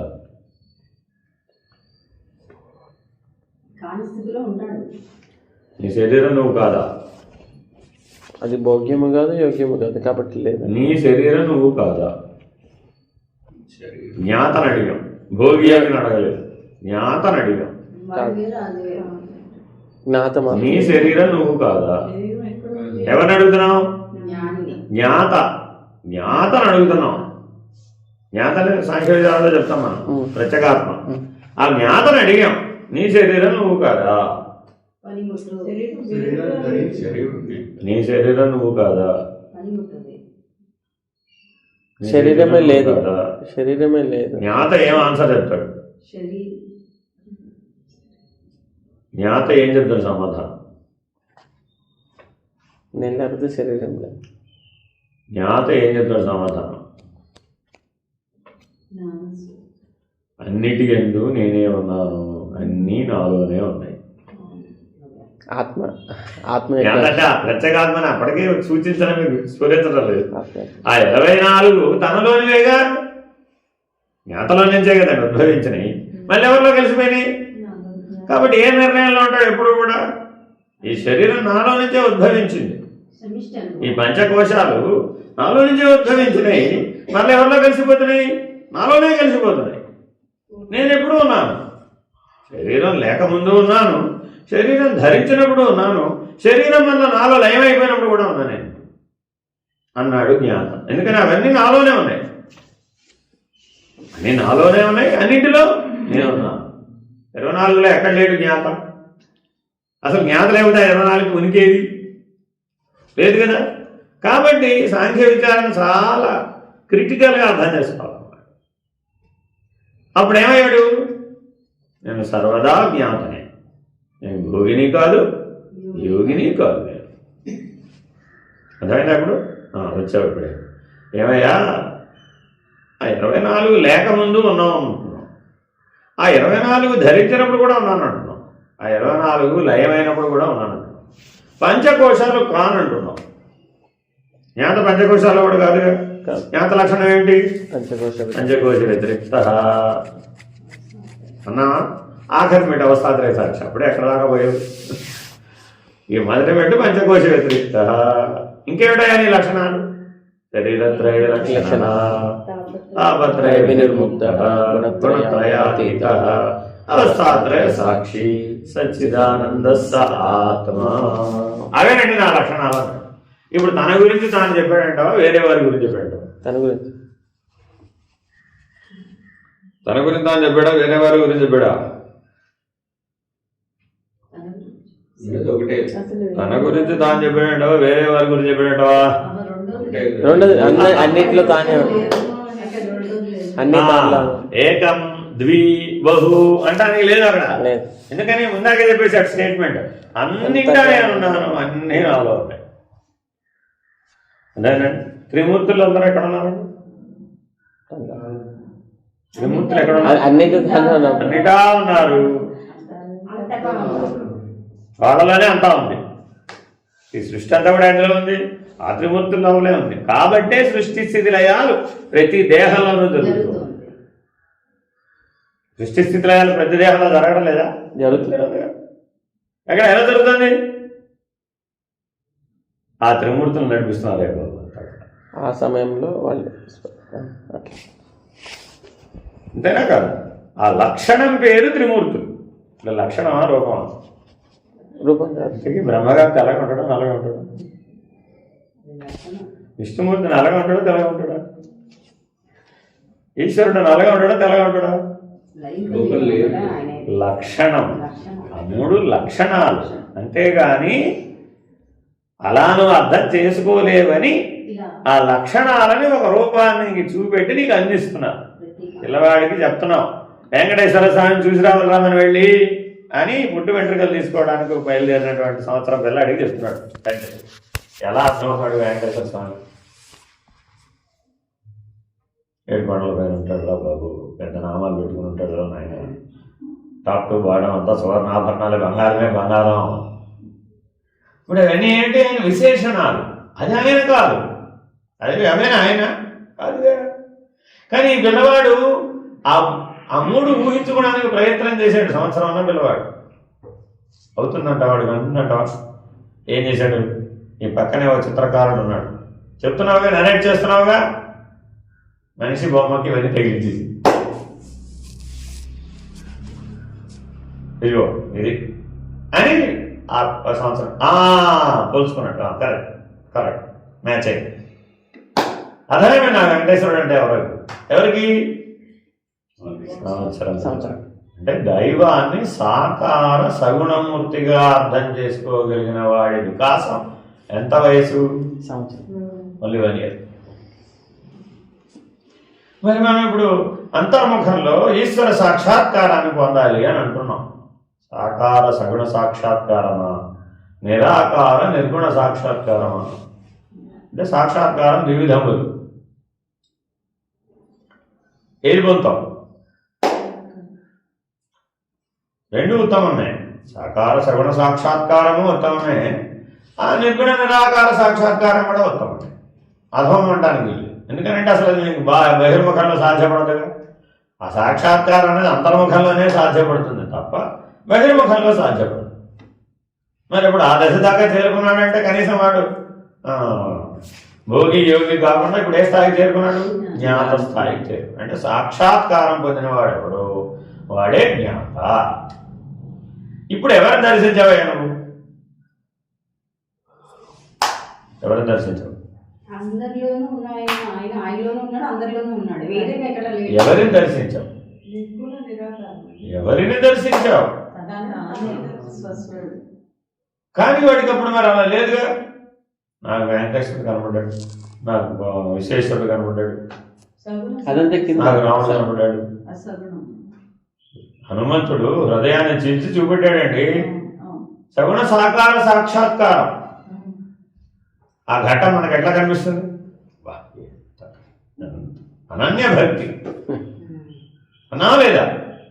అసలు అక్కడికి రీచ్ అవడం చాలా కష్టం. అంటే దాని అర్థం ఏంటి? నువ్వు సగుణ సాకార సాక్షాత్కారాన్ని ఎక్కడ పొందగలుగుతావు? అనాహత పద్మ మందిరంలో పొందగలుగుతావు అని చెప్తున్నాడు ఆయన. అర్థమైందండి? అంతేగాని మనం చూపిస్తే అక్కడ ఏముండదు. అర్థమైందండి? రోజు heart surgeon open heart surgery చేస్తాను అనుకోండి, ఆయన రోజు రామ సాక్షాత్కారం అయినట్టేనంటావా? చిన్నపిల్ల స్టోరీ చెప్తాను. ఏమంటే మీరు నాకు ఓపెన్ హార్ట్ సర్జరీ చేయబోతున్నాడు కదా, మా అమ్మ చెప్తూ ఉంటుంది, దేవుడు ఎప్పుడు హృదయంలో ఉంటాడని. దేవుడు కనబడితే ఒక మాట చెప్తారా? ఇప్పుడు ఆ సర్జన్ ఏమని చెప్పారు? రోజు చేస్తాడు ఆయన, రోజు 14 సర్జరీలు చేస్తాడు. బట్ హీ నెవర్ థాట్ హృదయంలో పరమాత్మ ఉన్నాడు, దేవుడు ఉన్నాడు. చిన్నపిల్ల నమ్మింది, వాళ్ళమ్మ చెప్పింది. మరి ఈయనకి ఎందుకు రాలేదు ఆ థాట్? అంటే ఎంతటి వాడవైనా పదార్థ పరిమితికి గనక లొంగిపోయి గనక ఉన్నట్లయితే, భోగ్య భావనకే నువ్వు పరిమితమైనట్లయితే జ్ఞేయము జ్ఞాతన్న స్థితికి చేరుకోసావు. అత్యద్భుతమైన తెలివితేటలు ఉన్నవాడేగా ఓపెన్ హార్ట్ సర్జరీ చేసేది, సామాన్య మానవుడు చేయలేడుగా. అవునా కాదు? హైయెస్ట్ లెవెల్ ఇంటెలిజెన్స్ ఉంటేనే ఓపెన్ హార్ట్ సర్జరీ చేయగలిగాడు. ఏ క్షణమైనా ప్రాణపోద్దాం. ఓపెన్ హార్ట్ సర్జరీలో it takes heart more than 90 minutes, 1.5 hour operation. ఏ నిమిషంలో అయినా సరే ఫినిష్డ్. అంటే 1.5 గంట కాన్సన్ట్రేటెడ్గా పనిచేయాలి. ఎక్కడ రెప్పపాటు అడుగులు పోవు. అరౌండ్ 10 to 15 members ఆపరేట్ చేస్తారు ఓపెన్ హార్ట్ సర్జరీ. మరి అన్నీ ఆ లీడ్ చేసేవాడు అంత కాషస్గా ఉంటాడు. మరి ఎంత ఇంటెలిజెన్స్ ఉన్నవాడు హృదయంలో పరమాత్మ ఉన్నాడని విశ్వసించలేదు. మరి ఇప్పుడు చైతన్యము చేతనము అన్న స్థాయికి వెళ్ళగలడంటారు. What is 4th level? చైతన్యము చేతనం. ఈ సృష్టి అంతా జడమా చేతనమా? బ్రహ్మాండం అంతా జడమా చేతనమా? జడ చేతనం. జడమా చేతనమా అంటే జడ చేతనం అంటే జడ చేతనం. చైతన్యం యొక్క స్పర్శ వచ్చినప్పుడు చేతనం అవుతుంది. Part A, part B. AB అంటే ఏబి కాదు, సి అంటారు. కుర్చీలు బెంచీలు చూసుకోవాలి. బ్రహ్మాండం జడమా చేతనమా? జడమా చేతనమా? రెండు కలిపి ఉంటాయి దాంట్లో. జడమా చేతనమా? ప్లస్ జడమా చేతనమా? నా యొక్క సంస్పర్శ ఉన్నప్పుడు చేతనం. సూర్యుడు జడమా చేతనమా? Chemical reaction జరుగుతుందిగా. సూర్యుడు జడమా చేతనమా? ఎందుకని? నువ్వే ఇప్పుడు ఏ లెవెల్లో మాట్లాడుతున్నావు? చైతన్యం చేతనం దగ్గర మాట్లాడుతున్నావు. వాడు ఏ దృష్టితో చూస్తాడు ఇప్పుడు? జడమా చేతనమా? జ్ఞేయము జ్ఞాత దగ్గరికి రాలా ఇప్పుడు. ఇంకా మనం ఎక్కడ ఉన్నాం? మనమిగా సాక్షి, మూడవస్థలకి సాక్షిగా ఉన్నాడు. చైతన్యం చేతనం ఉంది అక్కడ, అంతే. ఇంకేమి లేవు, ఏమీ లేవు, అనుభవాలు లేవు, ఏమీ లేవు. సాక్షాత్కారాన్ని పొందాడు, పొందితేనే జ్ఞాత అవుతాడు. ఆ పొందినటువంటి వాడు మెట్టు ఎక్కాడు. ఏమెక్కాడు? తురియం అనే స్థితిలోకి చేరాడు. అక్కడ ఏముంది? చైతన్యము చేతనం. ఎదురుకుండా బ్రహ్మాండం కనపడుతుంది, పిండాండం కనపడదు వాడికి. సాక్షాత్కారం పొందిన వాడికి పిండాండం కనపడదు, కేవలం బ్రహ్మాండమే కనపడుతుంది. ఇప్పుడు ఆ బ్రహ్మాండం వాడికి జడమా చేతనం? బ్రహ్మాండం జడమా చేతనమా? బ్రహ్మాండం జడమా చేతనమా? జడమే. జడమా చేతనమా?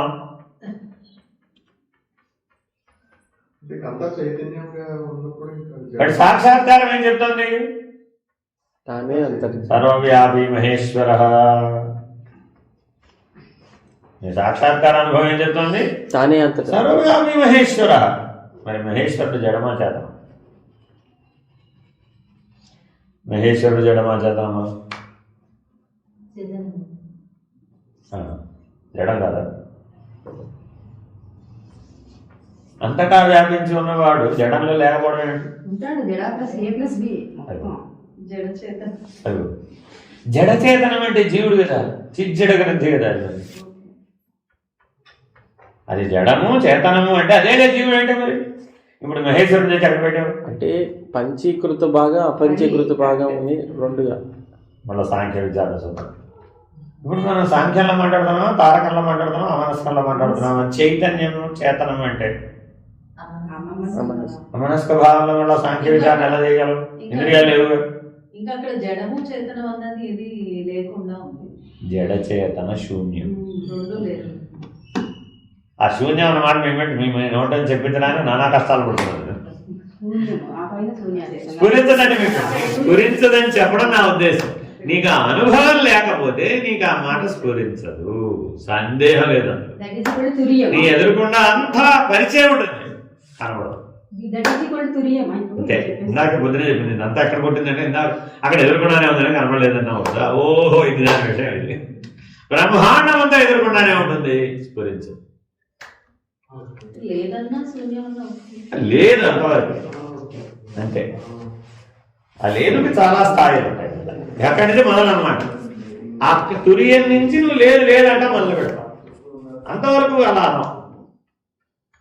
ఎవరైతే కేవలం చైతన్యము చేతనం అన్న నిర్ణయంలో మాత్రమే నిలిచిపోయాడు, వాడి యొక్క నిర్ణయాలు ఎలా ఉంటాయంటే లేదంటూ ఉంటాడు.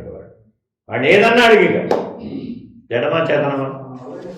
జడము లేదు, చేతనము లేదు. ఆత్మానాత్మ, ఆత్మానాత్మ నిత్యమా అనిత్యమా? కర్మమా కారణమా? కర్మ కారణమా కార్యమా? సత్తా సత్తా సత్తా సత్తా సత్ సత్తా సత్తా అసత్తు లేని సత్త ఎక్కడ వెళ్తుంది? సత్తు కానిది అసత్తు కానిది. అది సత్తు కాదు, అసత్తు కాదు అని తురియని అనుభవం కలిగిన వాడు ఒక్కడే చెప్పగలడు. మిగిలిన వాళ్ళు ఎవరు చెప్పరు, కింద ఉన్న వాళ్ళు ఎవరు చెప్పలేరు. అయితే అసత్తనం లేకపోతే సత్తనం నిర్వచిస్తారు కింద ఉన్న వాళ్ళు. అలాగే నిర్వచించాలి, అంతేగాని ఆ పై పాఠం చదువుకుని అది కాదు ఇది కాదు అని అంటే అది అలా అవ్వదు. ఇట్లా ఎవడైతే అలా స్ఫురించిన వాడు ఇప్పుడు దాని అంతా చెప్పండి చూద్దాం. భోగి భోగ్యం, యోగి యోగ్యం, జ్ఞేయము జ్ఞాత, చైతన్యం చేతనం. 5వ లెవెల్ చెప్పండి. 5వ లెవెల్ చెప్పండి. 5వ లెవెల్ చెప్పండి. 5th level. 5th level. 5th level. 5th level. 5th level. 5th level. 5th level. సంకల్పం నిస్సంకల్పం. అరే రామా, 5th లెవెల్ ఏమిటి? సంకల్పం నిస్సంకల్పం. ఏదైనా బ్రహ్మాండం ఎలా తోచింది నీకు? ఉంటేనే, లేకపోతే అది కూడా తోచదు. బ్రహ్మాండం ఉందని కూడా వాడికి తోచదు. ఇప్పుడు బ్రహ్మాండమే తోచని వాడి దగ్గరికి వెళ్ళి ఏమంటే మీకు కాకరకాయ కూర తింటారా, బీరకాయ కూర తింటారా అంటే అంటే అచలంలో ఉన్నవాడని సంకల్పం అనే పదం పెట్టాలి. అచలం దాకా వెళ్ళలేదండి. లెవెల్ పర్ఫెక్ట్ గా చెప్తాను. మీకు ప్రయాణం ఎలా జరుగుతుంది, మీకు నిర్ణయం ఎలా జరుగుతుంది. ముందు మీ నిర్ణయం అంటే జ్ఞానం యొక్క ప్రమాణం అంటారు. ప్రజ్ఞాపారమితి ప్రమాణం అంటారు.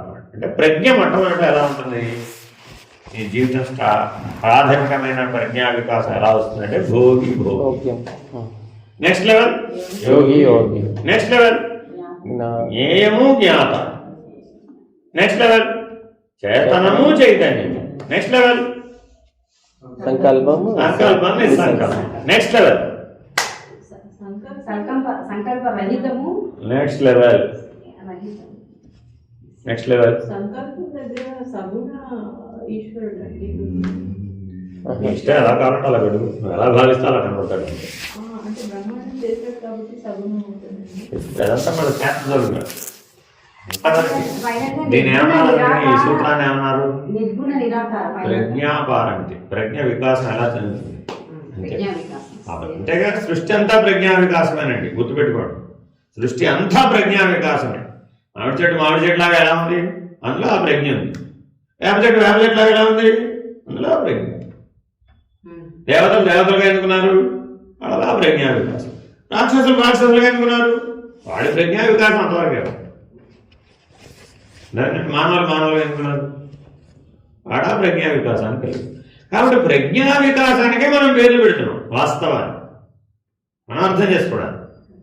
కానీ దానికి ఒక ప్రమాణం ఉంది. ఎట్లా ప్రమాణం? ఎట్లా చేరుతుంది? తన మూలాన్ని ఇప్పుడు ప్రజ్ఞ ఏం చేస్తుందట? తన మూలాన్ని తాను వెతుకుతుందట. ఎందుకంటే ప్రజ్ఞ వికాసం తన మూలం పరమాత్మ. ఆ ప్రజ్ఞ ఎవరిది? పరమాత్మ. అంతేనా కదా? కాబట్టి ఈ పరమాత్మని ప్రజ్ఞ వెతుకుతున్నాడు. ఎక్కడి నుంచి? భోగి భోగ్యం, యోగి యోగ్యం, జ్ఞేయము జ్ఞాత, చైతన్యం చేతనం. నెక్స్ట్ సంకల్పం నిసంకల్పం. Next please శూన్యాతీతం. శూన్యం శూన్యాతీతం. ఎన్నో లెవెల్కి చేరావు? 6. కాలము కాలాతీతం. నెక్స్ట్ 7. ఎనిమిదో చెప్పు ఇప్పుడు. ఎరుక లేనిది. చాలా చాలా 8th లెవెల్. చాలా అక్కడతో ప్రజ్ఞ తన మూలాన్ని తాను కనుగొని ఏం తెలుసుకున్నాడు?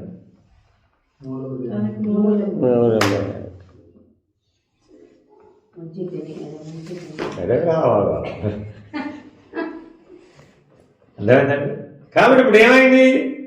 తన మూలాన్ని తాను గుర్తెరిగి బయలున తనకు మూలము లేదని తానే లేకపోయాడు. అందుకని అక్కడేం చెప్తాం? ప్రజ్ఞారహితం, చైతన్యరహితం, శాశ్వతం. అంటే ఈ 8 భాగాలలో ఎక్కడైనా సరే అది ఉందనుకోండి, అప్పుడు ఇంకా చలము అచలము మధ్యలోనే ఉందనుకోండి, అప్పుడు ఇంకెక్కడో కదలిక ఉంది.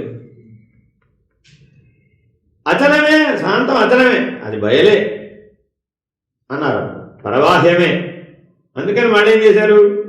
ఇహ బయలు, లో బయలు, బట్ట బయలు, పరబయలు అని మళ్ళా 4 చెప్పారు అక్కడ. మనం ఎందుకని ఆ మాట చెప్పారు అంటే మళ్ళా చలం యొక్క లక్షణం నీకు పనిచేయకూడదు. ఇక్కడ ఎప్పటికీ కదలదని ఆ నిర్ణయం అవ్వాలంటే ఇలా చెప్పారు. ఇదంతా ఎవరికి? అసలు జ్ఞేయము జ్ఞాత దగ్గరికి వెళ్ళేటప్పటికే కొద్దిగా వాగ్రూపంలో చెప్పబోయే. ఎలాగో చెప్పు. సరే, యోగి యోగి చెప్తున్నాడు. నీ మనసు యోగ్యమా భోగ్యమా? నీ మనసు యోగ్యమా భోగ్యమా?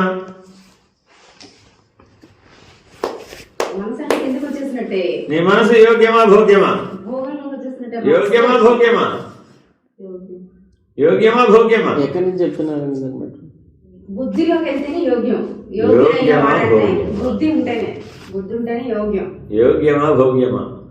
యోగం అంటే కలయిక. వాడు భోగిగా ఉన్న మనసుని నేనే యోగిగా మారుస్తాను. దదామి బుద్ధి యోగం.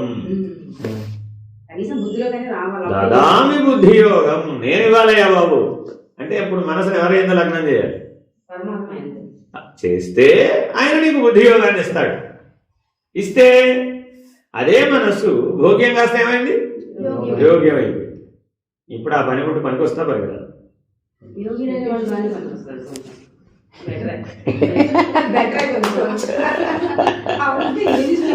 వాడికంటే వీడు బెటర్. అర్థమైందండి? ఇప్పుడు ఈ మనసు యోగ్యం. ఇప్పుడు తన బుద్ధి యోగం వల్ల నువ్వేం తెలుసుకుంటావని చెప్పాడు. అంటే భగవద్గీత మీరు ఏ మేరకు ధ్యానం చేస్తున్నారో టెస్ట్ చేస్తున్నాను అనమాట. జీర్ణం అయిపోవాలండి. 18 యోగాలు మనలో అలా నిలిచిపోయి ఉండాలి అంతా. అప్పుడే మీకు ఈ గొడవ అంతా అర్థమవుతుంది. శాస్త్రాన్ని పూర్ణంగా జీర్ణం చేసుకోవాలి. ఎన్ని శాస్త్రాలు కలుపుకొచ్చేసాను మీకు ఇప్పుడు ఇందులో. ఏ ఒక్క శాస్త్రంలోనే సమగ్రంగా చెప్పబడి ఉండదు. సూత్రం ఉంటుంది కానీ పూర్ణంగా ఉంటుంది. అందుకు గురువు కావాలన్నమాట. ఎందుకని అనేక శాస్త్రాలను తనలో జీర్ణం చేసుకున్నాడు. ఆ సమన్వయాన్ని సాధించాడు. ఆ సూత్రం ఎలా పనిచేస్తుందో తెలుసుకున్నాడు. దాని అనుభవాన్ని పొందాడు. కాబట్టి ఈ దేన్నైనా సమన్వయం చేయగలరు, లేకపోతే చేయలేదు. బుద్ధియోగం వస్తే ఏంటవుతుంది? స్థిత ప్రజ్ఞత్వం వస్తుంది. అందుకని అర్జునుడికి ఏం చెప్పాడు? ఆయన స్థిత ప్రజ్ఞోగము ముందు ఫస్ట్. ఎందుకు కావాలంటే ఈ ప్రజ్ఞాపారమితి సూత్రం నీకు తెలియబడాలి అంటే అసలు నీ మనసు ప్రజ్ఞగా మారితే కదా. మనసు ఎక్కడి నుంచి వచ్చింది నీకు? ప్రజ్ఞ నుంచేగా. కాబట్టి మనసును పెట్టుకెళ్ళి ఇప్పుడు ఎక్కడ పెట్టమన్నాడు? స్థిత ప్రజ్ఞలో స్థితుడవు కమ్ము. ఎంతసేపట్టా భోగి యోగిగా ఉంటావురా బాబు. ఎక్కడ పట్టుకెళ్ళి పెట్టారు ఇప్పుడు ఈ మనసుని? సాక్షిత్వంలో పెట్టు దాన్ని. అప్పుడు మనసు ఉందంటావా? సాక్షికి మనసుందా? భోగే యోగే. రెండు దాటిన స్థితి. మనసు లేదన్నప్పుడు భోగే యోగా. యోగి కూడా ఇంకా పై మనసు లేదన్నప్పుడు భోగే యోగా. సాక్షి జ్ఞాత. ఇప్పుడే ఆల్రెడీ చెప్పే కదా లైన్. ఎప్పుడైతే మనసు అమనస్కమైందో అప్పుడు నువ్వు జ్ఞాత. సాక్షి దాంతో అంతేగా. కానీ బయటికి రాకూడదు. బయటకు వస్తే అయితే భోగాన్ని అవుతుంది, అదే యోగాన్ని అవుతుంది. తన యందు తానే మునిగిపోయింది మనసు. ఇప్పుడు ఎక్కడికి వెళ్ళి మునిగిందండి? ఇప్పుడు మా అమనస్కాన్ని నేను సూచన చెప్పారు. అమనస్కం అంటే ఏంటి? సముద్రంలో మునిగిన కొండ. మనసు అనేది ఎటువంటిది? కొండ. సముద్రంలో మునిగింది. ఉన్నాడా? ఉందా లేదా? ఉందా లేదా? ఉందా లేదా? సముద్రం ఎంతసేపు నేను ఏ బి అని ఇచ్చి చెప్తే మళ్ళీ సి అని ఇంకోవైపు జోరు తెరవకూడదు. అప్పుడు మీకు సరిగా రాదు. సముద్రంలో మునిగిన కొండ ఉందా లేదా? కొలీనియర్ గా ఆలోచించాలి. ఎప్పుడు కూడా డైవర్జింగ్ ఆలోచించకూడదు. అట్లా ఆలోచించాలంటే సూత్రం పక్కకు పోతుంది. సముద్రంలో మునిగిన కొండ ఉందా లేదా? ఉందా లేదా? ఉందా లేదా? మనసు ఇప్పుడు జ్ఞాతకం ఉందా లేదా? ఉందా లేదా? ఉందా లేదా? ఉందా లేదా? అమనస్కుడైనటువంటి వాడికి మనసు ఉందా లేదా? ఇదే మాట సీతారామానికి సమాధానం కూడా ఉంటుంది. అందరి దగ్గర ఆ పుస్తకం చదువుకోగలరు. అమనస్క స్థితిలో సముద్రంలో మునిగిన కొండండి అమనస్కం అంటే. ఉందా లేదా? ఉందా లేదా? ఉనికిని కోల్పోయి ఉండి లేక ఉందా లేదా అంటే ఉండి లేక ఉందంటే రాము. అంటే ఇప్పుడు ఏ భావాన్ని వ్యక్తం చేసినప్పుడు అది అభావం. ఉండి లేక ఉండటం అంటే అభావం. ఎప్పుడైతే అమనస్క స్థితిలో ఆ అభావ స్థితి కలిగిందో అప్పుడు వాడు ఎవడు? వాడికి జ్ఞేయం ఉందా? జ్ఞేయం ఉందా? అప్పుడు ఏమయ్యాడు వాడు? జ్ఞేయం లేకపోతే చేతనము, చైతన్యం. అది ప్రమోషన్. ఆ సూచనలో ఆ విషయం ఉంది అక్కడ. అర్థమైందండి? లేకపోతే అక్కడే అయిపోతాడు వాడు. ఆ మెట్టు ఎక్కడన్నమాట. కాబట్టి తప్పక వాడు ఏ స్థితిలో ఉండాలి? సముద్రంలో మునిగిన కొండ వలె ఉండాలి. ఎంత గొప్ప ఉపమానం! అద్భుతమైన ఉపమానం. మీకు గాఢ నిద్రావస్థలో నువ్వు ఎట్లా మునిగిపోతున్నావో చెప్తున్నాడు. సముద్రంలో మునిగిన కొండ. ఉన్నావా లేవా? మనసు ఉందా లేదా? ప్రపంచం ఉందా లేదా? నీ ఉండి లేక ఉంది. ఆ ఆన్సర్ ఎంత గొప్ప ఆన్సరో చూడండి. కుటుంబం ఉందా లేదా?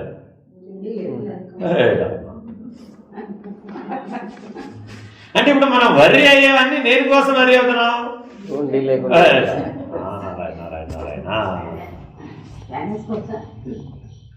ఉండి అంటే ఈ సృష్టి యొక్క ప్రాథమిక లక్షణం ఏమిటి?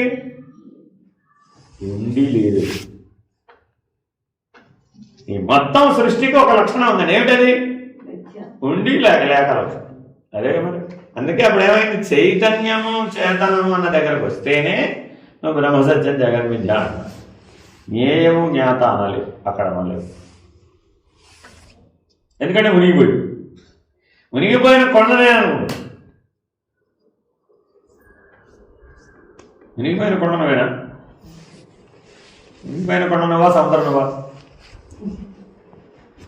మునిగిపోయిన కొండ నువ్వా? సముద్రం నువ్వా? సముద్రమే. చూడండి, నేను సముద్రం అనాలంటే నీకు ఎంత ధైర్యం కావాలో. అంటే వెష్టి లేడు ఇప్పుడు అక్కడ. కొండ నేనంటే వెష్టి మిగిలిపోతున్నాడు. ఎప్పుడైతే చైతన్యము చేతనం అన్నావో వెష్టి మిగిలిపోయింది. అంటే అక్కడ కొండే లేదా? అంతే కదా, ప్రతీక. వెస్ట్ మునిగిపోయిందంటే లేడు, వెష్టి లేడు. ఇక సముద్రం అయిపోయింది. సముద్రమే అసలు.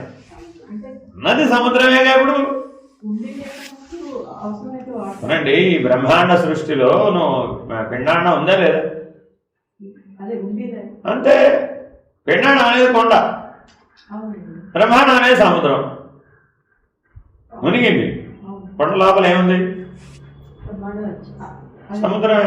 సముద్రం ఉన్నదంతా బ్రహ్మాండమేనంటుంటే, ఉన్నదంతా బ్రహ్మమేనంటుంటే, చెప్పండి మధ్యలో ఈ స్టేట్ ఎందుకు? ఎందుకంటే అది నీకు అనుభవంలో నీకు అలా అనుభవం అవుతుంది అని ఆ ఉపమానం ఎందుకు చెప్తాడంటే నీకు అనుభవానికి సరిగ్గా సరిపోతుంది అనమాట. అది తెలిస్తేనే నువ్వు పైనుంచి కింద నుంచి, ఎందుకంటే 4లోకి వెళ్ళిన తర్వాత మళ్ళీ 1కి రావాలి. అక్కడ భక్తుడు జ్ఞాని 4లోకి వెళ్ళావా లేదా? ఇప్పుడు 4 ఎందుకు చెప్పాము? 3 నుంచి 4కి వెళ్ళడానికి చెప్తున్నాం. అయిందా? ఇప్పుడు నేను ఎవరిని? సర్వవ్యాపక చైతన్యం, సర్వవ్యాపకమైన ఆత్మ, సర్వవ్యాపకమైన బ్రహ్మ, సర్వవ్యాపకమైన మహేశ్వరుడు, మహాకారణ శరీరం. ఆ స్థితిలో ఉండి మళ్ళా ఇప్పుడు డైరెక్ట్ గా భోగి దగ్గరకు వచ్చాడు. భోగి దగ్గరకు వచ్చాడు. ఇప్పుడు ఎలా ప్రవర్తించాలి? అందులో కూడా ఉన్నది చైతన్యం అని చెప్పాలి. ఎలా ప్రవర్తించాలి? ఇప్పుడు అంతటా ఉన్నది చైతన్యం. వాడు అవస్థాత్రయ సాక్షే, సరే, వాడు తురియమే, వాడు మా సర్వవ్యాపకమైన మహేశ్వరుడే, చైతన్యమే. ఇప్పుడు వాడు మళ్ళా భోగి దగ్గరకు వచ్చాడు. వాడిని మీ ఇంటికి అతిథిగా పిలిచో భోజనం పెట్టేవాడు. ఏం చేయరు?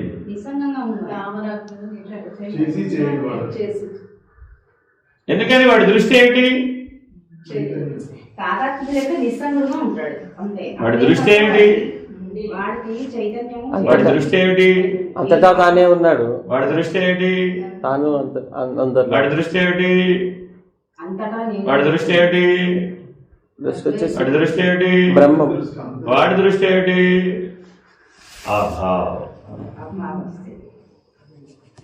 గురువులో హృదయంలో మిగిలే మాట నీకు స్ఫురించాలంటే నువ్వు గురువుని ఎలా వెంబడించాలి?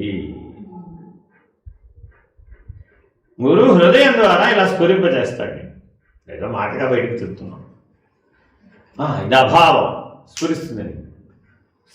స్ఫురించాలి కదా, అదే జ్ఞానం. కిందకు వస్తే మళ్ళా ఒకటి రావాలి కదా. అదే మళ్ళా అంటే జ్ఞాత జ్ఞేయము దగ్గర సంగము నిస్సంగం. అదే చైతన్యము చేతనం దగ్గర సంగం నిస్సంగంతో బలి.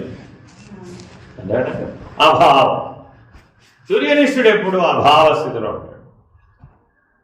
ఉంటే గాని తుర్యాతీతంలో భావాభావ విరహితాన్ని అందుకోలేడు. ఇందాక మొదటి సూత్రం చెప్పాను. భావం అంటే ఏమిటి? భావం అంటే ఏమిటి? జీవహంస. భావం అంటే ఏమిటి? జీవ. ఇప్పుడు చెప్పిన పాఠం ఇప్పుడే అన్వయానికి పోదు. భావం అంటే ఏమిటి? జీవహంస. ఎన్ని పెడతారండి బాబు? 30 ఏళ్ళుగా ఎన్ని సమన్వయాలు ఎన్ని చెప్పినవని ఎన్ని ఊర్లు పెడతారు? ఇక్కడ ఉండాలండి. భావం అంటే జీవహంస. మరి భావాతీతం అంటే ఈశ్వరహంస, జ్ఞాతాజ్ఞేయం. అదేనండి. అంటే భావము భావాతీతం అవడం కోసమే మధ్యలో యోగం అనే అనుభవాన్ని పొందాలి. యోగం అనే అనుభవం లేకపోతే భావం భావాతీతం అవ్వదు. అందుకని భోగి తప్పక యోగిగా మారవలసిందే. మారినవాడే జ్ఞానం అవుతాడు. ఎప్పుడైతే జ్ఞానం అయ్యాడో, జ్ఞేయము జ్ఞాత దాకా వచ్చాడో అప్పుడేమయ్యాడు? భావాతీతం. ఈశ్వరహంస కదా జ్ఞాత. మరి నెక్స్ట్ లెవెల్ ఏంటి? పరమహంస అవ్వాలంటే చైతన్యము చేతనం. పరమహంసకి వెస్ట్ లేదు. పరమహంసకి వెస్ట్ లేదండి, అసలు వెస్టే లేదు. వెస్టే లేని వాటి ఇప్పుడు మరి కేవలం సమిష్టిగా ఉన్నాడు. అంటే ఎలా ఉన్నాడు? చైతన్యము చేతనం, అంతే. అక్కడ ఏమన్నా ఎలా ఉన్నాడా? అభావం. భావ ఎన్ని 4 లెవెల్స్ అయినాయండి ఇప్పటికి. అర్థమైందా? నెక్స్ట్ 4 లెవెల్స్ ఎందులో ఉన్నాయి? భావాభావ విరహితం అవడంలో ఉంది. ఆ ఒక్క దశలోనే 4 అంతర్దశలు ఉన్నాయి.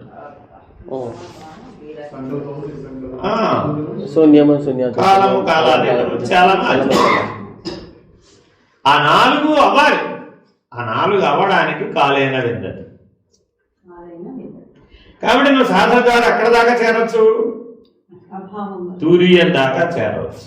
చైతన్యం చేతనం దాకా చేరవచ్చు. పెస్టి సాధన రైట్. రోజు ఈయన ఈ విగ్రహాలను పూజ చేస్తున్నాడు, చేయట్లేదు? చేస్తున్నాడు. ఏమిటి చేస్తున్నాడు? చేయట్లేదు. ఈ విగ్రహాలు ఈయన ప్రేమించాలా వద్దా? విగ్రహాలు నిన్ను ప్రేమించాలా వద్దా?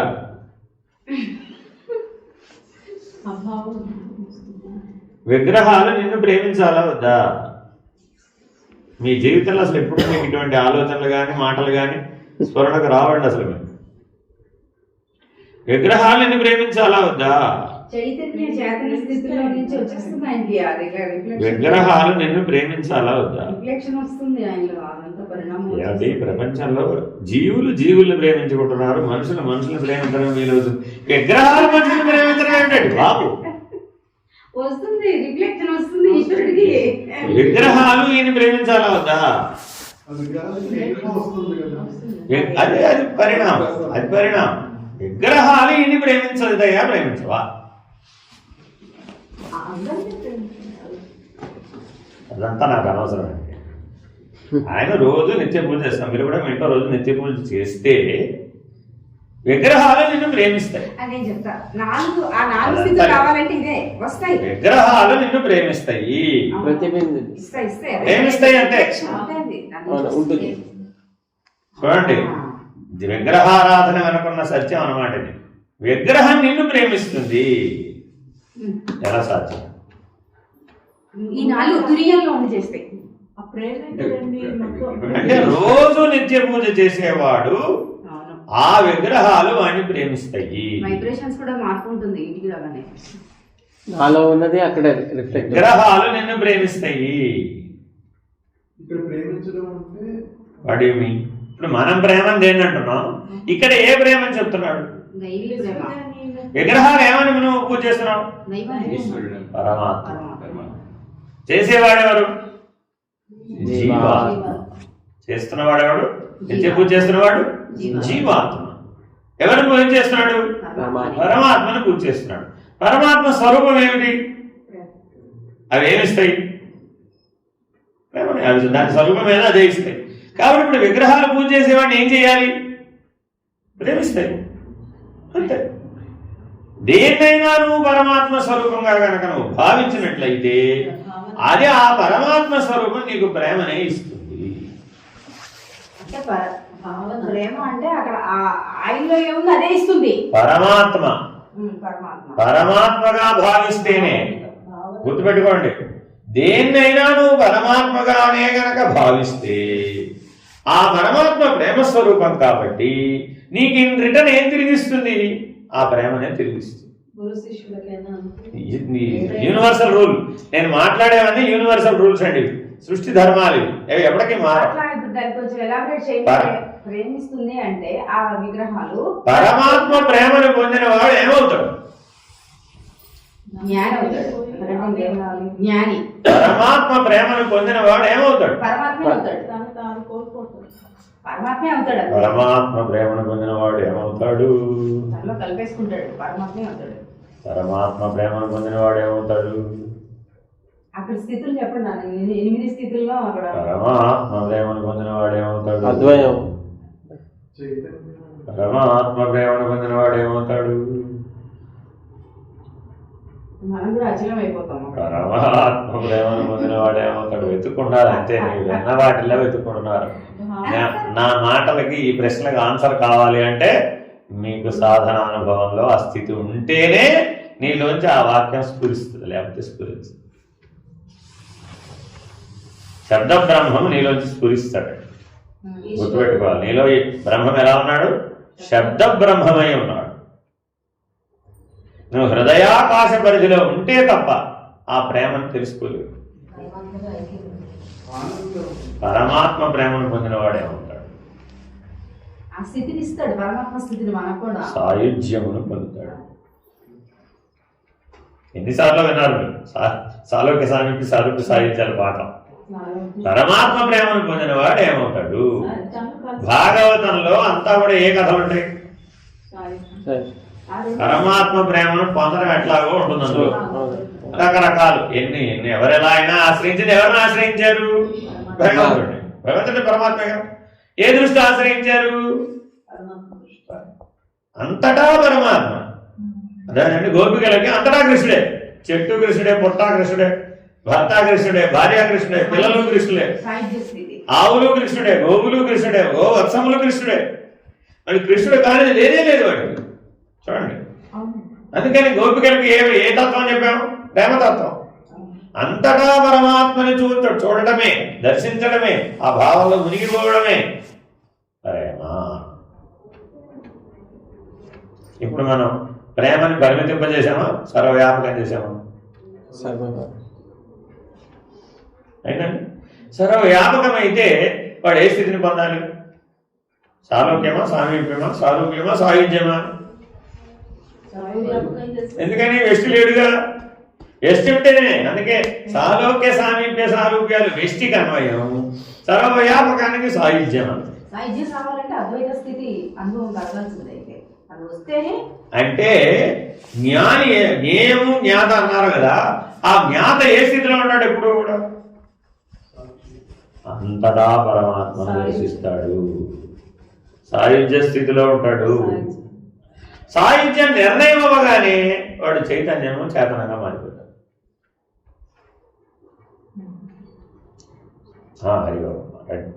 ఇప్పుడు సాయుధ్య స్థితి పొందింది అంటే రమ్మ రెండోది వేరుగా లేదు అని కనపడాలి, అంతే కదా అద్వైతం. అదంతా మళ్ళీ మాటల్లోకి దిగి వస్తే, మళ్ళీ ఆ భావంలోకి దిగి రావాలి. అభావ స్థితిలో కనుక ఉంటేనే అది నిర్ణయం అన్నమాట. కాబట్టి ఎప్పుడు చైతన్యంలో అంటే అభావ స్థితిలో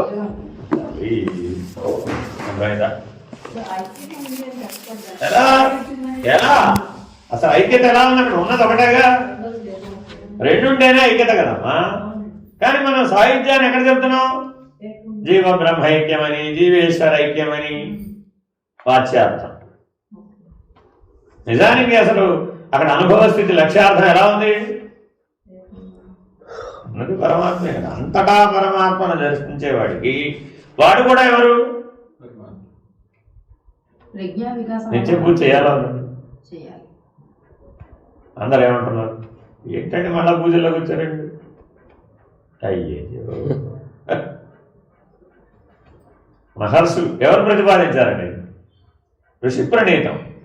మహర్షి చెప్పాడంటే దాని పరిణామంలో తప్పకను ఆ స్థితికి చేరతావు. ఋషి దర్శనం ఏమి మనం ఏదో అలవోకగా చెప్పలేదండి. But you need to reach the height. ఆ డెప్త్కి, ఆ హైట్కి మీరు రీచ్ అవ్వాలి. నువ్వు ఏ మార్గమైనా స్వీకరించు.